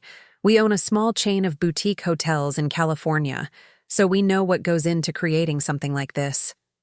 The vision and execution required, the investment not just in money but in time and energy. It's inspiring to see what you've built. After she returned to her table, I sat quietly with her words. Inspiring. When was the last time someone had called me inspiring? When was the last time anyone had seen my work, my vision, my accomplishments as worthy of admiration? The irony wasn't lost on me. Strangers could see my success clearly, could appreciate what I had built and accomplished. But my own family had looked at me and seen only problems to be solved, burdens to be managed. My phone rang again. This time it was Tommy, my grandson, calling from Sarah's phone. Grandma? It's Tommy. Hello, sweetheart. How are you? I'm good. Mom said I could call you. I wanted to ask you something. What's that? At dinner last night, you said we could come swimming at your hotel anytime we want. Did you really mean that? I really meant that. Even on school days? I laughed. Well, maybe not on school days, but weekends and holidays, absolutely. That's so cool. Grace wants to know if she can bring her friends. She can bring anyone she wants as long as her parents say it's okay. Grandma? Yes? Are you really rich? Tommy, that's not polite to ask, I heard Sarah say in the background. It's... All right, I told him. Yes, Tommy, I suppose I am what people would call rich. That's awesome. But you know what? What? I liked you just as much before I knew you were rich. You're still the same grandma who makes the best cookies and reads me stories.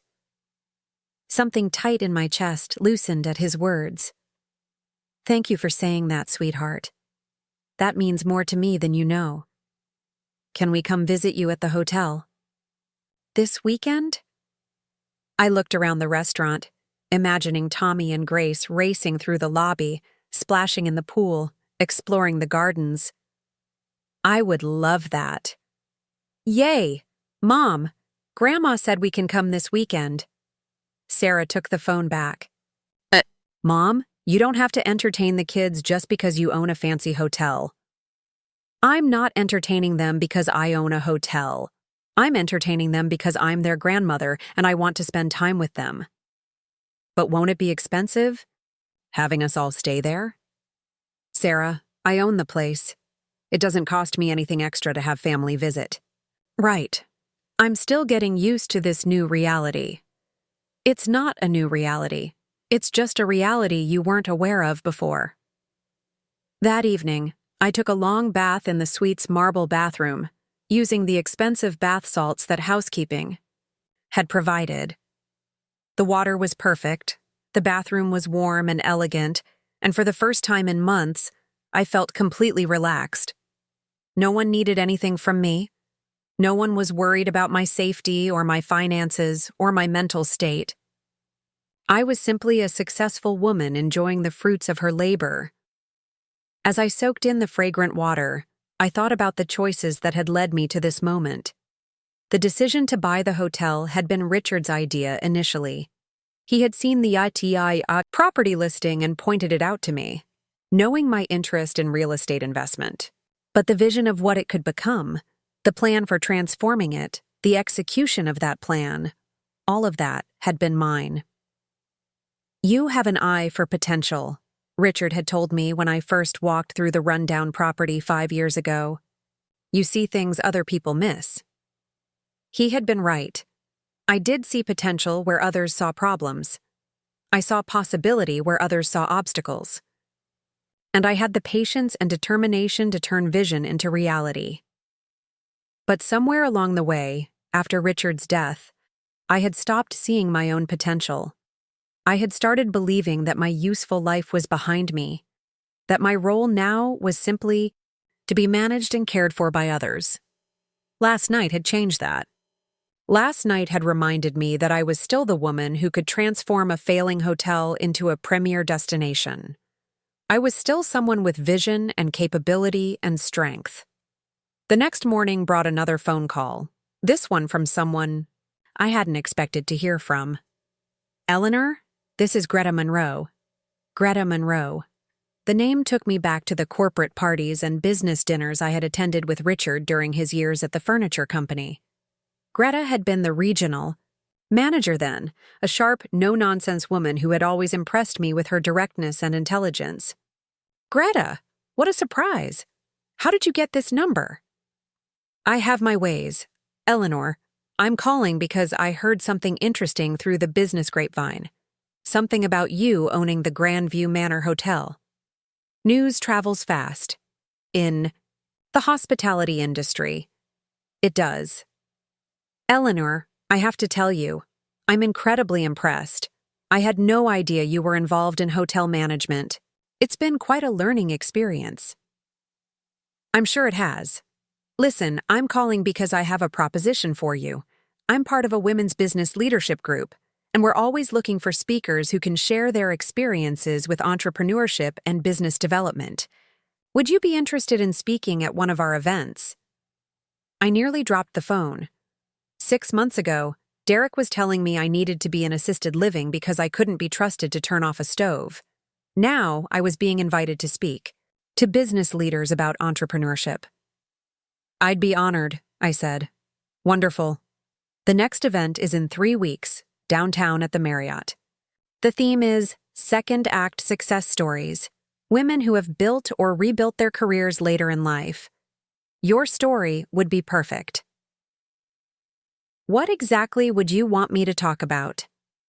"Your journey, how you identified the opportunity, how you managed the challenges of entering a new industry, how you built something successful from the ground up.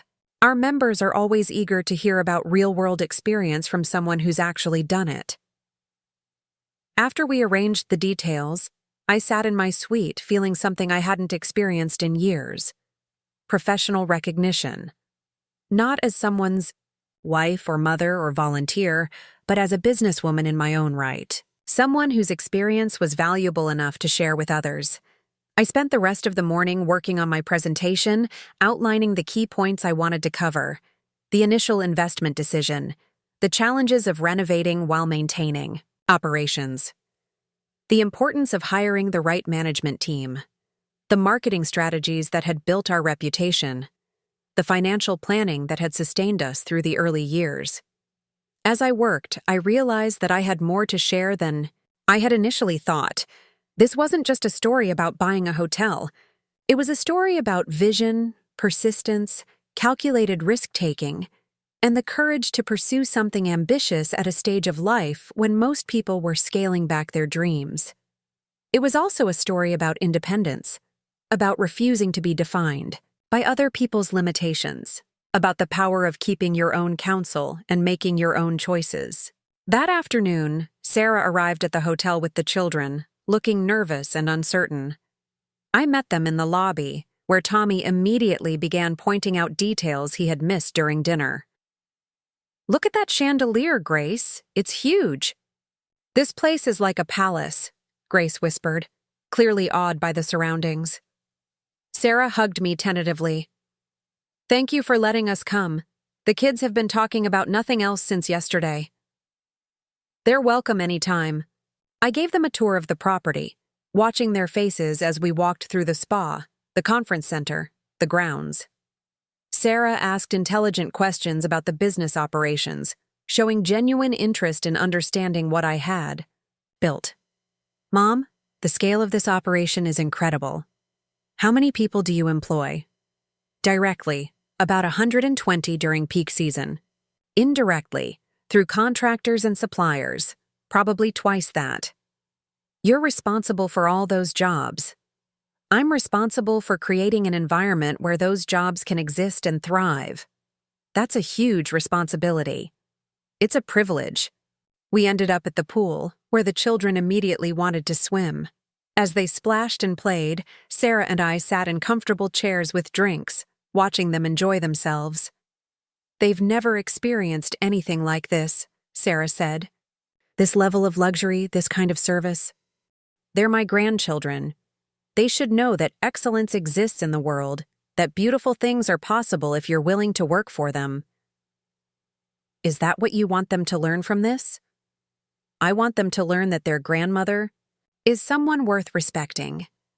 I want them to see that age doesn't mean irrelevance, that women can be powerful and successful and independent at any stage of life." Sarah was quiet for a while, watching Tommy attempt an elaborate dive that resulted in a spectacular belly flop. "Mom, can I ask you something?" "Of course." "When you decided to buy this place, were you thinking about proving something to people like Derek and me?" "Not at all. I was thinking about proving something to myself." "What?" "That I was still capable of building something meaningful. That Richard's death didn't mark the end of my productive life, just the end of one chapter of it." "And you proved it." "I think I did." "So what happens now?" I considered the question while watching Grace float on her back, her face turned up to the afternoon sun. "Now I live my life on my own terms. I make my own choices about where to live, how to spend my time, what risks to take. I stop asking permission from people who love me, but don't necessarily understand me. And if we worry about you, then you worry about me, but you don't try to control me because of your worry. What if you really do need help someday? Then I'll ask for it, but I'll ask for the help I actually need, not the help you think I should want." "Fair enough." Derek arrived later that afternoon, bringing flowers and wearing an expression of genuine humility that was quite different from his usual confidence. He found us by the pool, where the children were still swimming, and Sarah and I were discussing dinner plans. "Mrs. Whitmore," he said, offering me the bouquet. "Thank you for letting me come. These are beautiful. Thank you." He sat down heavily in one of the poolside chairs, looking around at the resort with new eyes. "I keep thinking about everything I said yesterday morning. About assisted living, about you being dead weight. I can't believe I was so completely wrong about everything." "You weren't wrong about everything, Derek. You were wrong about my capabilities and my financial situation. But you weren't wrong that I'm getting older, or that someday I might need more help than I need now. But not today. Definitely not today. And not anytime soon. Not that I can foresee." He watched Tommy cannonball into the pool, sending water splashing across the deck. "This place really is incredible. How long did it take you to turn it around?" "About 3 years from purchase to profitability. 5 years to get to where we are now." And you did all of this while Dad was alive?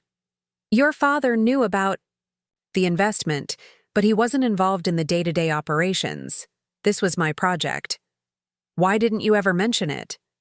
Derek, do you tell me about every deal you make at work, every project you're involved in? Well, no, but this was my work, my professional life. It wasn't relevant to family dinners and birthday parties. But it's such a big part of who you are. It's one part of who I am, just like your job is one part of who you are.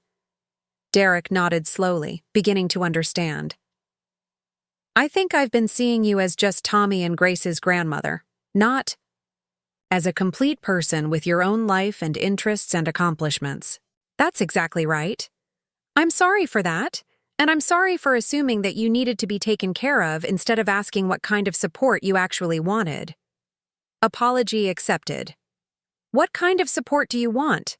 I smiled at the question, appreciating that he was finally asking instead of assuming.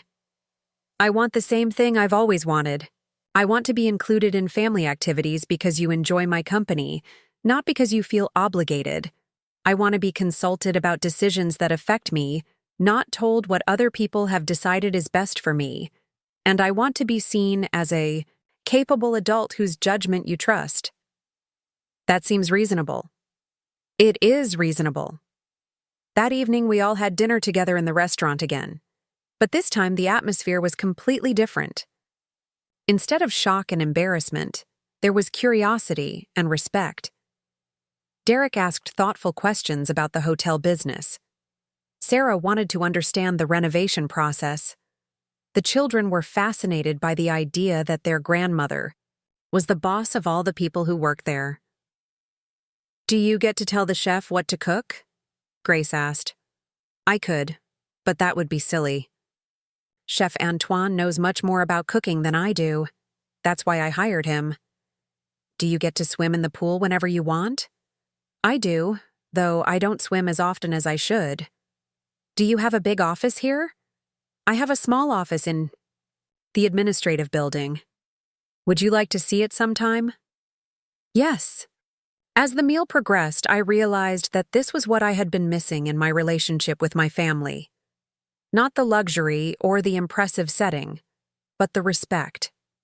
The sense that they saw me as someone interesting, someone worth knowing, someone whose experiences had value. Mom, Sarah said as we were finishing dessert, I have a confession to make. Oh? I'm proud of you, incredibly proud, but I'm also a little intimidated.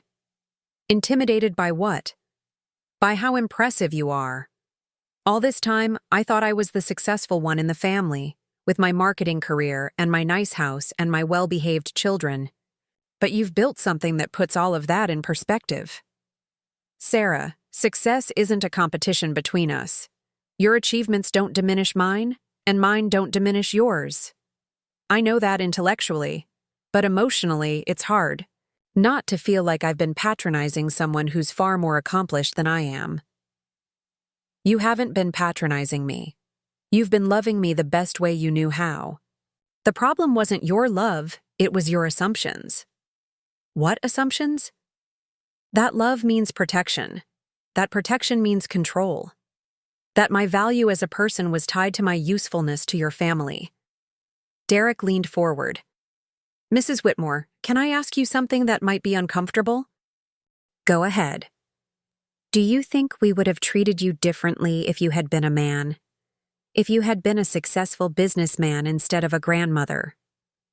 The question caught me off guard with its perceptiveness. I think you might have.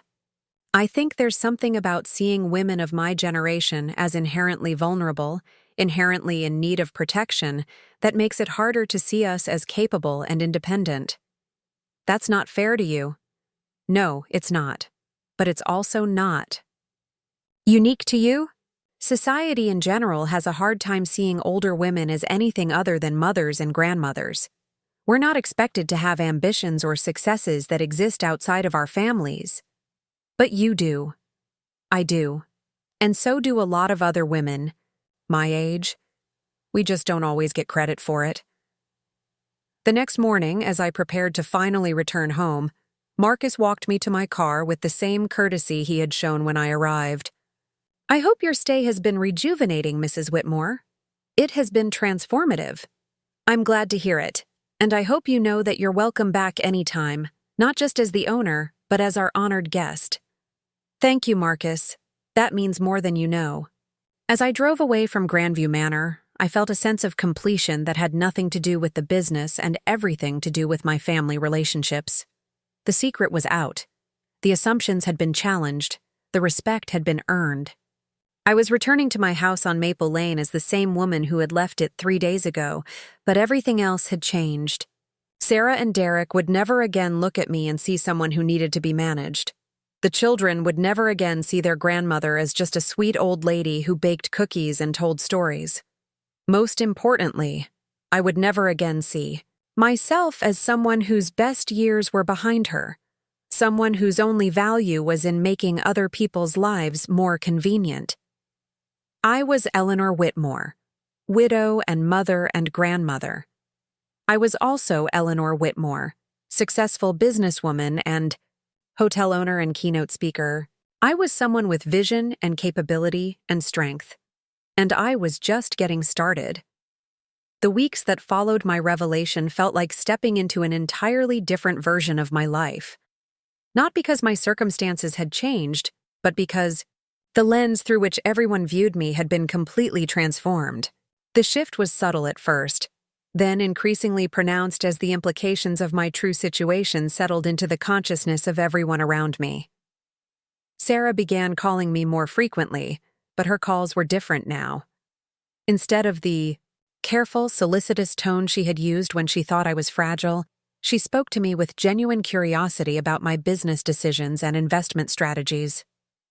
She asked about quarterly reports with the same interest she might have shown in a conversation with Derek about his work. "Mom, I was reading an article about hospitality industry trends," she said during one of our evening conversations. "It mentioned that boutique hotels are outperforming larger chains in customer satisfaction. Is that something you're seeing at Grandview Manor?" The question delighted me, not because I needed her validation of my business acumen, but because it represented such a fundamental shift in how she saw me. 6 months ago, she wouldn't have imagined that I might have insights into industry trends. Now she was seeking out my professional opinion as naturally as she might ask for my recipe for apple pie. "We've definitely benefited from that trend," I told her. "Guests seem to value personalized service and unique experiences over standardized luxury. That's been part of our competitive advantage from the beginning. Have you considered expanding, opening other properties?"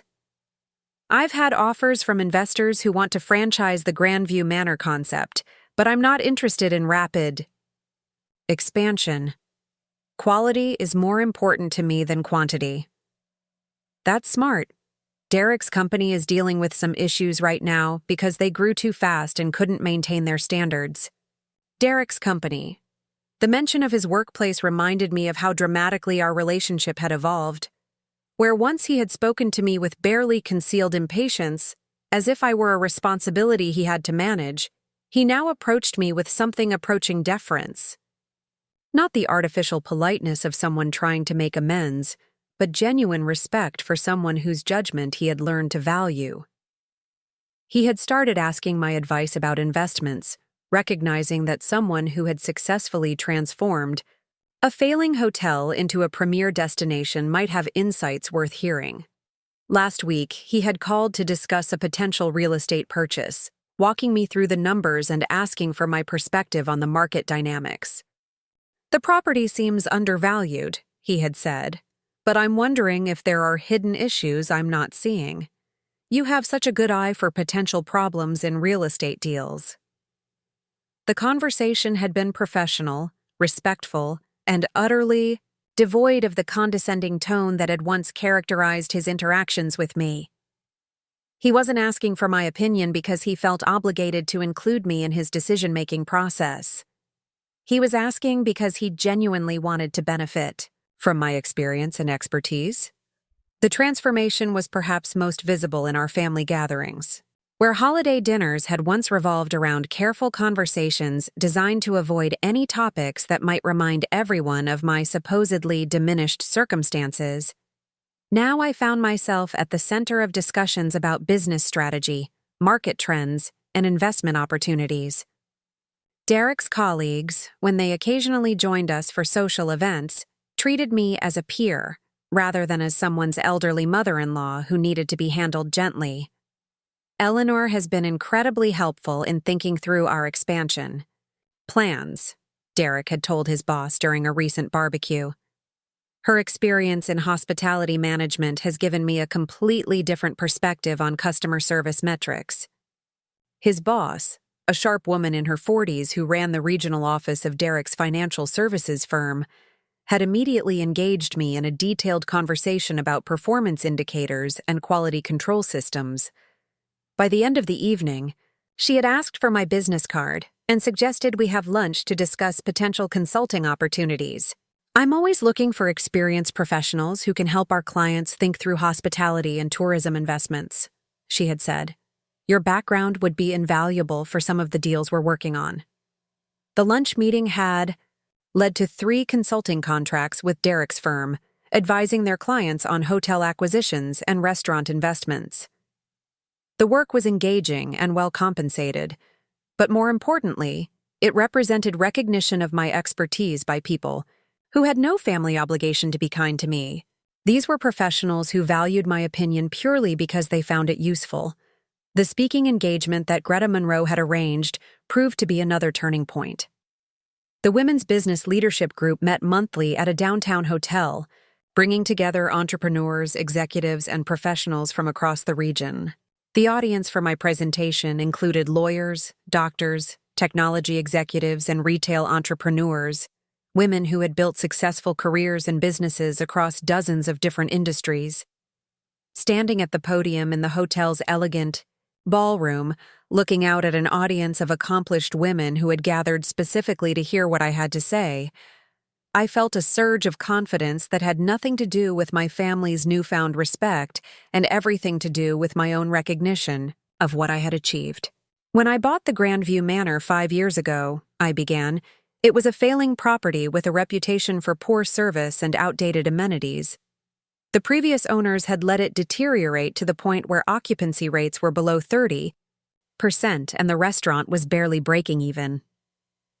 I clicked to the first slide, showing a photograph of the hotel as it had looked when I first toured it. The gardens were overgrown, the paint was peeling, and the overall impression was of genteel decay. But I saw something different when I walked through those rooms. I saw the bones of something magnificent. Beautiful architecture, spectacular views, enough land to create something truly special. The question wasn't whether the property had potential. The question was whether I had the vision and persistence to realize that potential. The next slide showed the hotel as it looked today, and I heard several appreciative murmurs from the audience. The transformation was dramatic, but more than that, it was thoughtful. Every element of the renovation had been designed to enhance the property's natural advantages while addressing its operational weaknesses. The renovation took 3 years and cost considerably more than I had initially budgeted, I continued. But we never compromised on quality, and we never lost sight of the experience we wanted to create for our guests. We weren't just updating a building. We were creating a destination. As I walked through the business challenges, the staffing decisions, the marketing strategies, and the financial management that had made the transformation possible, I could see the audience leaning forward with genuine interest. These were women who understood the complexities of building something from nothing, who appreciated the combination of vision and pragmatism required to turn ideas into profitable realities. During the question and answer session, a woman in her 50s raised her hand. Eleanor, can you talk about the decision-making process when you were facing cost overruns? How did you decide when to cut expenses and when to maintain your original vision? It was exactly the kind of question that demonstrated the audience's sophistication. their understanding that success in business required constant judgment. Calls about where to invest resources and where to economize. That's an excellent question, I replied. There were definitely moments when I had to choose between short-term financial prudence and long-term competitive advantage. My rule was, always to economize on things that guests would never see, but never to compromise on anything that would affect their experience. I told them about the decision to spend an extra $100,000 on imported Italian marble for the lobby floors, even though we were already over budget on interior renovations. That marble was expensive, but it was also the first thing guests saw when they walked into the hotel. It set the tone for everything else about their stay. Another woman asked about work-life balance, particularly for someone who was starting a demanding business venture later in life. How did you manage the stress of such a large project, especially while dealing with other personal challenges? The question was diplomatically phrased, but I knew she was referring to the fact that I had undertaken this project while caring for an aging husband and managing the grief that followed his death. I think one of the advantages of starting something new later in life is that you have a better sense of what really matters, I said. I wasn't trying to prove myself to anyone or build my entire identity around this single project. I was pursuing something that excited me intellectually and creatively, something that felt meaningful. That made it easier to maintain perspective when things got difficult.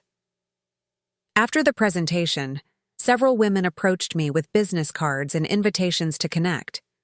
A real estate developer wanted to discuss potential partnerships.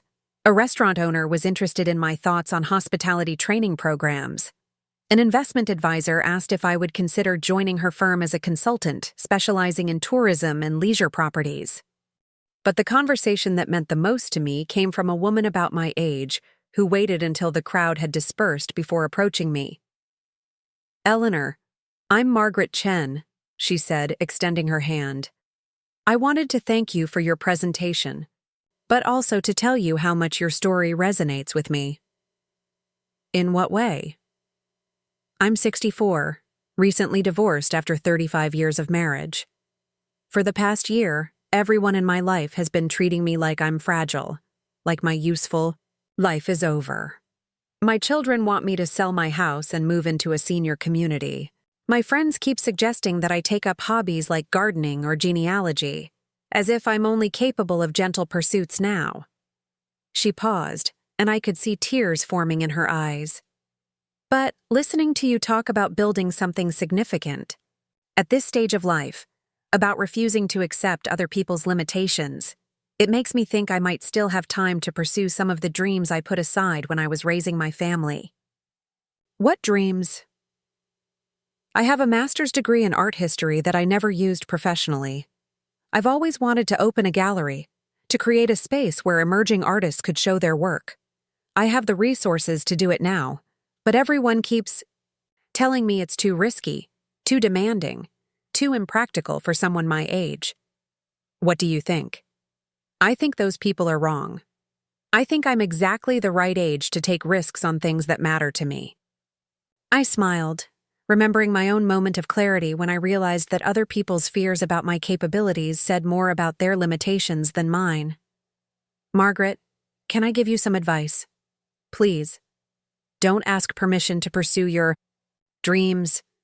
Don't waste time trying to convince people who are determined to see you as fragile. Just start working toward what you want and let your success speak for itself." Is that what you did? Eventually, I spent too much time at the beginning worrying about whether I was being realistic, whether I was taking on too much. I wish I had trusted my own judgment sooner. "Thank you. I think I needed to hear that from someone who's actually done it." The drive home from the presentation gave me time to reflect on how much my life had changed, not just in terms of external circumstances, but in terms of my own self-perception. 6 months ago, I had been someone who second-guessed her decisions, who deferred to other people's opinions about her capabilities, who accepted limitations that had more to do with other people's comfort than with her actual situation. Now I was someone who was sought out for professional advice, who was invited to share her expertise with other successful women, who was building a consulting practice based on skills and knowledge that I had accumulated over decades of life and work experience. The transformation wasn't just about money or business success, though those were certainly satisfying. It was about reclaiming my right to be seen as a complete person, someone with interests and capabilities that extended far beyond my roles as mother and grandmother. That evening, I was reviewing some financial reports for the hotel when Derek called. Not Sarah, calling to check on me out of familial obligation, but Derek, calling because he wanted my input on a business decision. "Eleanor, I hope I'm not bothering you too late," he said, using my first name with an ease that would have been unimaginable just weeks earlier. "Not at all. What's on your mind?" "I'm working on a presentation for a client who's considering investing in a restaurant chain, and I keep thinking about some of the things you said about hospitality management during your speech last week. Would you have a few minutes to brainstorm with me?" The request was so natural, so professional, that it took me a moment to appreciate how revolutionary it was.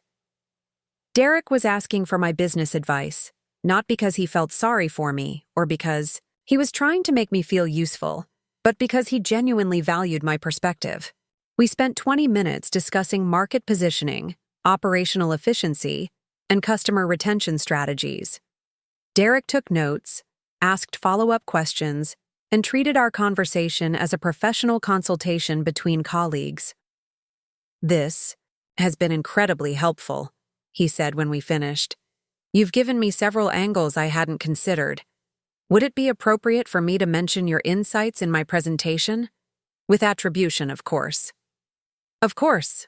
I'm glad I could. Help. Eleanor, can I ask you something personal?" "Sure. Are you happy? I mean, with how things have turned out, with the way our relationship has changed." I considered the question carefully. Was I happy? Certainly, I was more respected than I had been, more valued for my contributions, more seen as a complete person. But happiness seemed like too simple a word for what I was feeling. "I'm satisfied," I said finally. "I'm satisfied that you see me clearly now, that you understand what I'm capable of.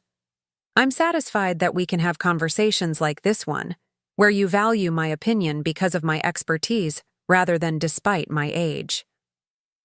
I owe you an apology for that, for seeing you as someone who needed to be managed rather than someone who could contribute to our family's discussions and decisions. You don't owe me an apology anymore, Derek. You've already demonstrated that you understand what went wrong and you've changed your behavior accordingly. That's worth more than any number of apologies. I hope Tommy and Grace grow up understanding that older people can be accomplished and independent. I don't want them to make the same assumptions I made. They won't, if you model respect for older adults, and if you expose them to examples of people who remain productive and engaged throughout their lives. Speaking of which, they're very excited about coming to the hotel again this weekend. Grace has been practicing her swimming a week. I'm looking forward to it. After we hung up, I realized that our conversation had felt completely normal, the kind of professional and personal exchange I might have with any family member whose judgment I respected and who respected mine in return. There was no undercurrent of condescension, no careful management of my feelings, no sense that Derek was humoring me or trying to make me feel better about my circumstances.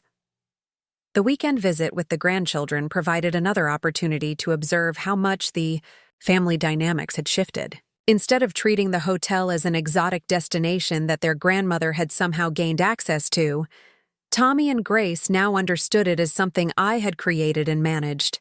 They asked different questions, more sophisticated questions, about how the business worked and what my role was in its operation. "Grandma, how do you make sure all the rooms are clean at the same time?" Tommy asked as we toured the housekeeping facilities. "We have a very organized system," I explained, introducing him to Maria, the head of housekeeping, who walked him through the scheduling and quality control processes that ensured every room met our standards.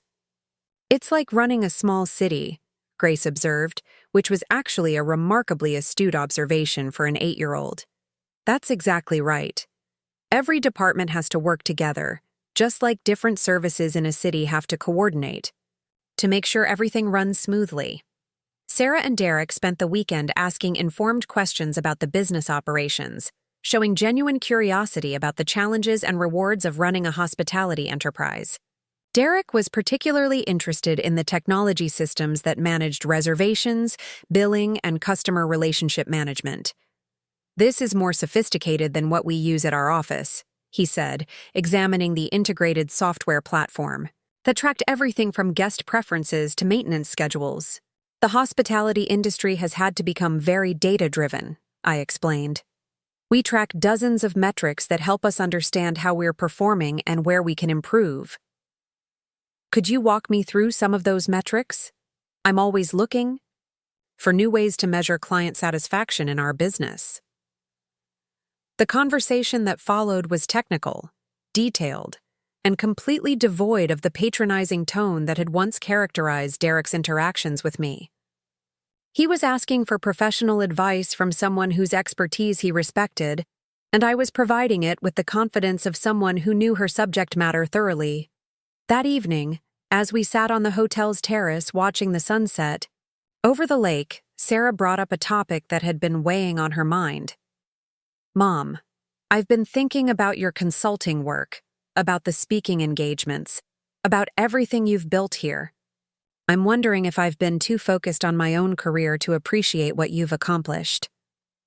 "What do you mean?" "I mean that I've spent years feeling proud of my marketing director position, my salary, my professional achievements. But the scale of what you've done here, the complexity of managing a property like this, the financial acumen required to make it successful, it's beyond anything I've ever attempted. Sarah, success isn't a competition between us. I know that. But I think I've been unconsciously assuming that my generation was more accomplished than yours, that you and Dad lived simpler lives with smaller ambitions. That was arrogant and wrong. It was a common assumption, not a personal failing.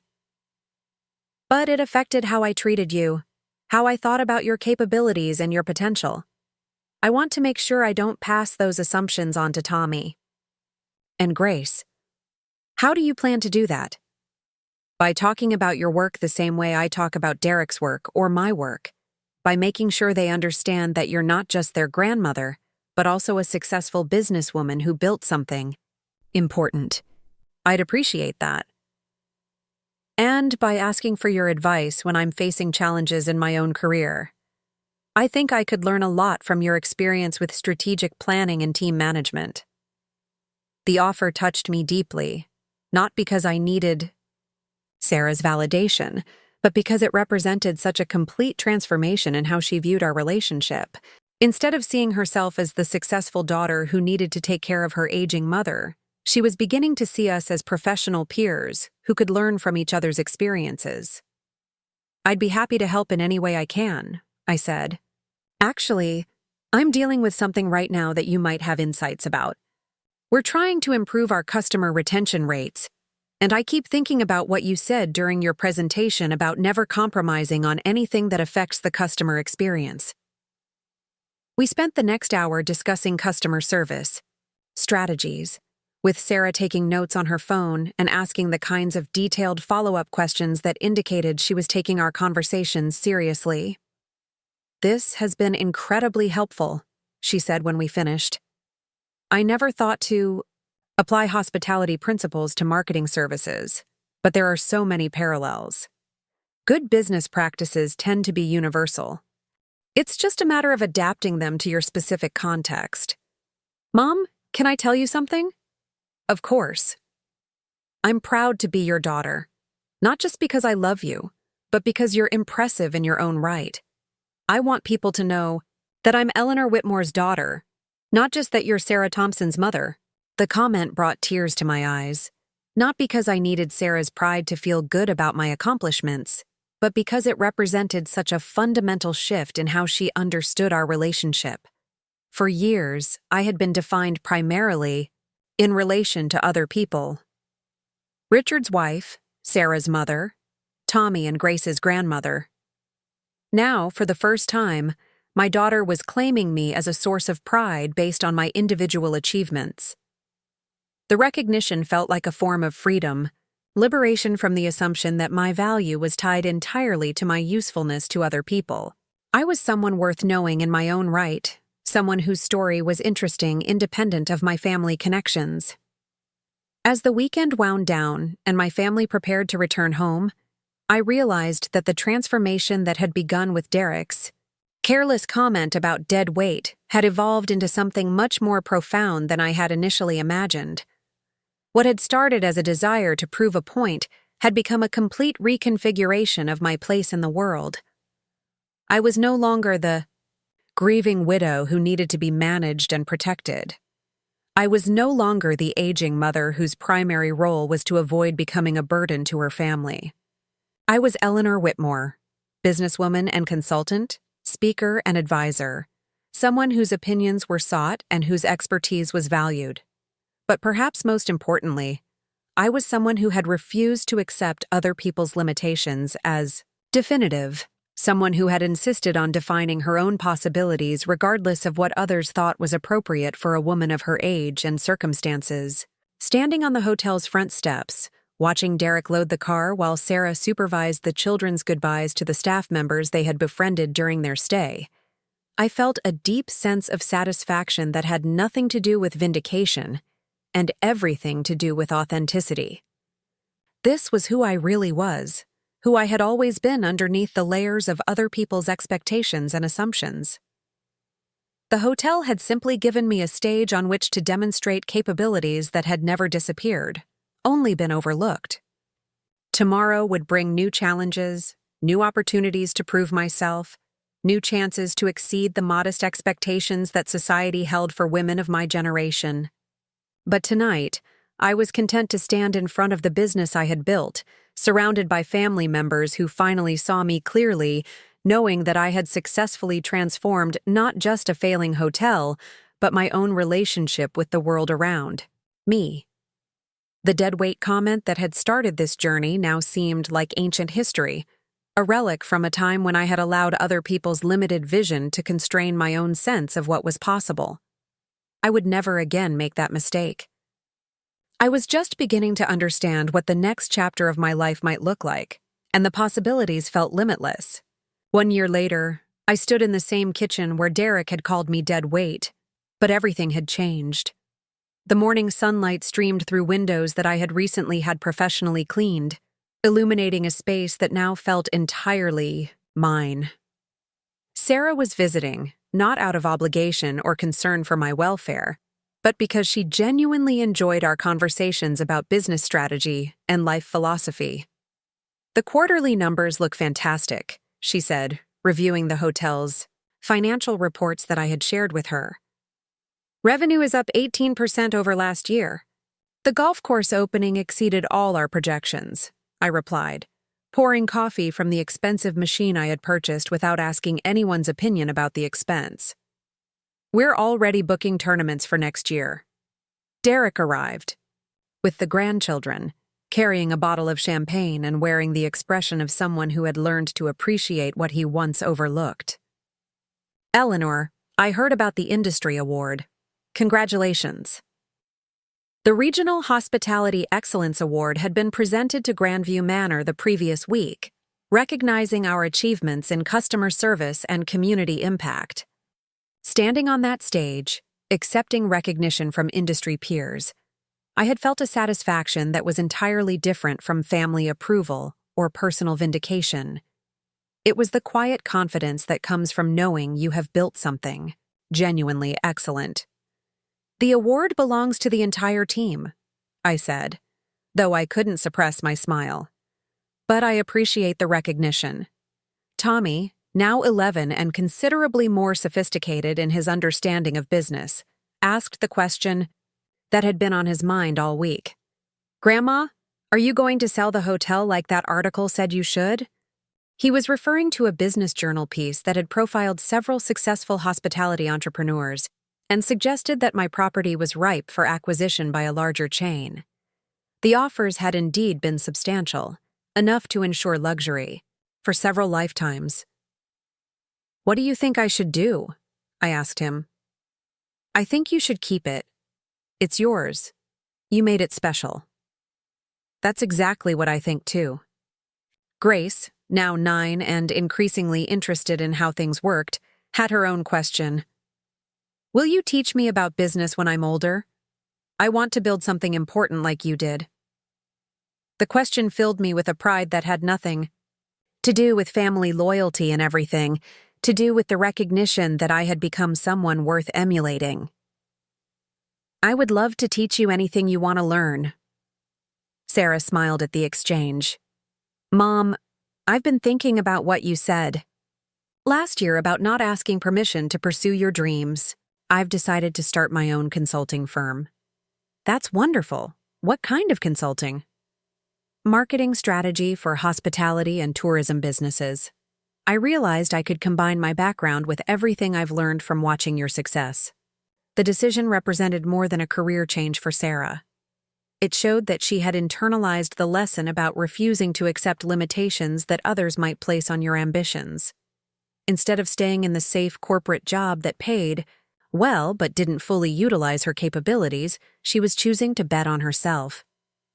"I'd be happy to introduce you to some contacts in the industry," I offered. "I was hoping you might say that. And maybe, if you're interested, we could explore some opportunities to work together. Not as mother and daughter, but as professional colleagues." The distinction mattered, and the fact that Sarah understood its importance showed how much our relationship had evolved. She wasn't asking for my help because she needed her mother's support. She was proposing a partnership because she respected my expertise and saw value in our combined capabilities. Derek, who had been listening to this conversation with obvious admiration, shook his head slowly. "Eleanor, I need to tell you something I've never said before." "What's that?" "You've changed how I think about aging, about what's possible in the later stages of life. My own parents are in their 70s, and I've been treating them the same way I used to treat you, as if their productive years were behind them. But watching what you've accomplished has made me realize how limiting that perspective is. What are you going to do differently?" "I'm going to start asking them about their interests and ambitions instead of just worrying about their health and safety. My father always wanted to write a book about local history. My mother talks about going back to school to study archaeology. I've been dismissing these interests as impractical instead of encouraging them to pursue what excites them." The conversation continued over lunch, but my mind kept returning to the profound transformation that had occurred in all of our relationships. What had begun as a moment of painful revelation had evolved into something much more valuable: authentic respect based on genuine understanding. Later that afternoon, after my family had left, I walked through my house with a sense of deep contentment. The rooms held the same furniture, the same photographs, the same memories of my life with Richard. But they no longer felt like a museum of past happiness or a waiting room for decline. They felt like the headquarters of a life still being actively lived. My phone rang, interrupting my reverie. Marcus was calling from the hotel with news that a major travel magazine wanted to feature Grandview Manor in their annual Hidden Gems issue. "They're particularly interested in the story of how you transform the property," he said. "They want to focus on women entrepreneurs who are redefining success later in life." "Set up the interview," I said without hesitation. "I have a story to tell." As evening approached, I found myself on the back porch where Richard and I had shared so many quiet conversations about our dreams and plans. The garden he had loved was thriving under the care of the professional service I had hired, but I had added my own touches. A small herb garden for cooking, a reading nook surrounded by flowering shrubs, a fountain that created the peaceful sound of running water. The space reflected both our shared past and my independent present, a perfect metaphor for how I had learned to honor my history while refusing to be confined by it. My phone buzzed with a text from Margaret Chen, the woman I had met at the business leadership conference who had been inspired to open her art gallery. The message included a photo of the opening night reception for her latest exhibition, the gallery packed with art lovers and collectors who had come to see the emerging artists she championed. "Thank you for encouraging me to stop asking permission." The text read, "Best decision I ever made." The message reminded me of something I had come to understand about the true significance of my hotel revelation. It wasn't just about proving Derek wrong or gaining my family's respect. It was about demonstrating to myself and others that the stories we tell about aging and capability and potential are often far more limiting than reality requires them to be. I had become living proof that success could be redefined at any stage of life, that expertise could be developed and recognized regardless of age, that independence was a choice rather than a privilege reserved for the young. The dead weight comment that had triggered this journey now seemed like a gift, albeit a painful one. It had forced me to confront the gap between how others saw me and how I saw myself, between the limitations they accepted and the possibilities I was willing to pursue. As darkness settled over the neighborhood and lights came on in the windows of houses where families were sharing their own evening conversations, I felt a deep sense of gratitude for the unexpected path that had led me to this moment of clarity and purpose. I was 69 years old, the owner of a thriving business, the head of a family that respected my judgment, and someone whose story inspired others to reconsider their own assumptions about what was possible. I was someone who had refused to be diminished by grief or age or other people's limited expectations. Most importantly, I was someone who had learned that it's never too late to surprise yourself, to exceed your own expectations, to build something meaningful that reflects your true capabilities, rather than settling for the modest ambitions that others might consider appropriate. The next chapter of my life was still being written, and I could hardly wait to see what it would contain. Up next, you've got 2 more standout stories right on your screen. If this one hit the mark, you won't want to pass these up. Just click and check them out.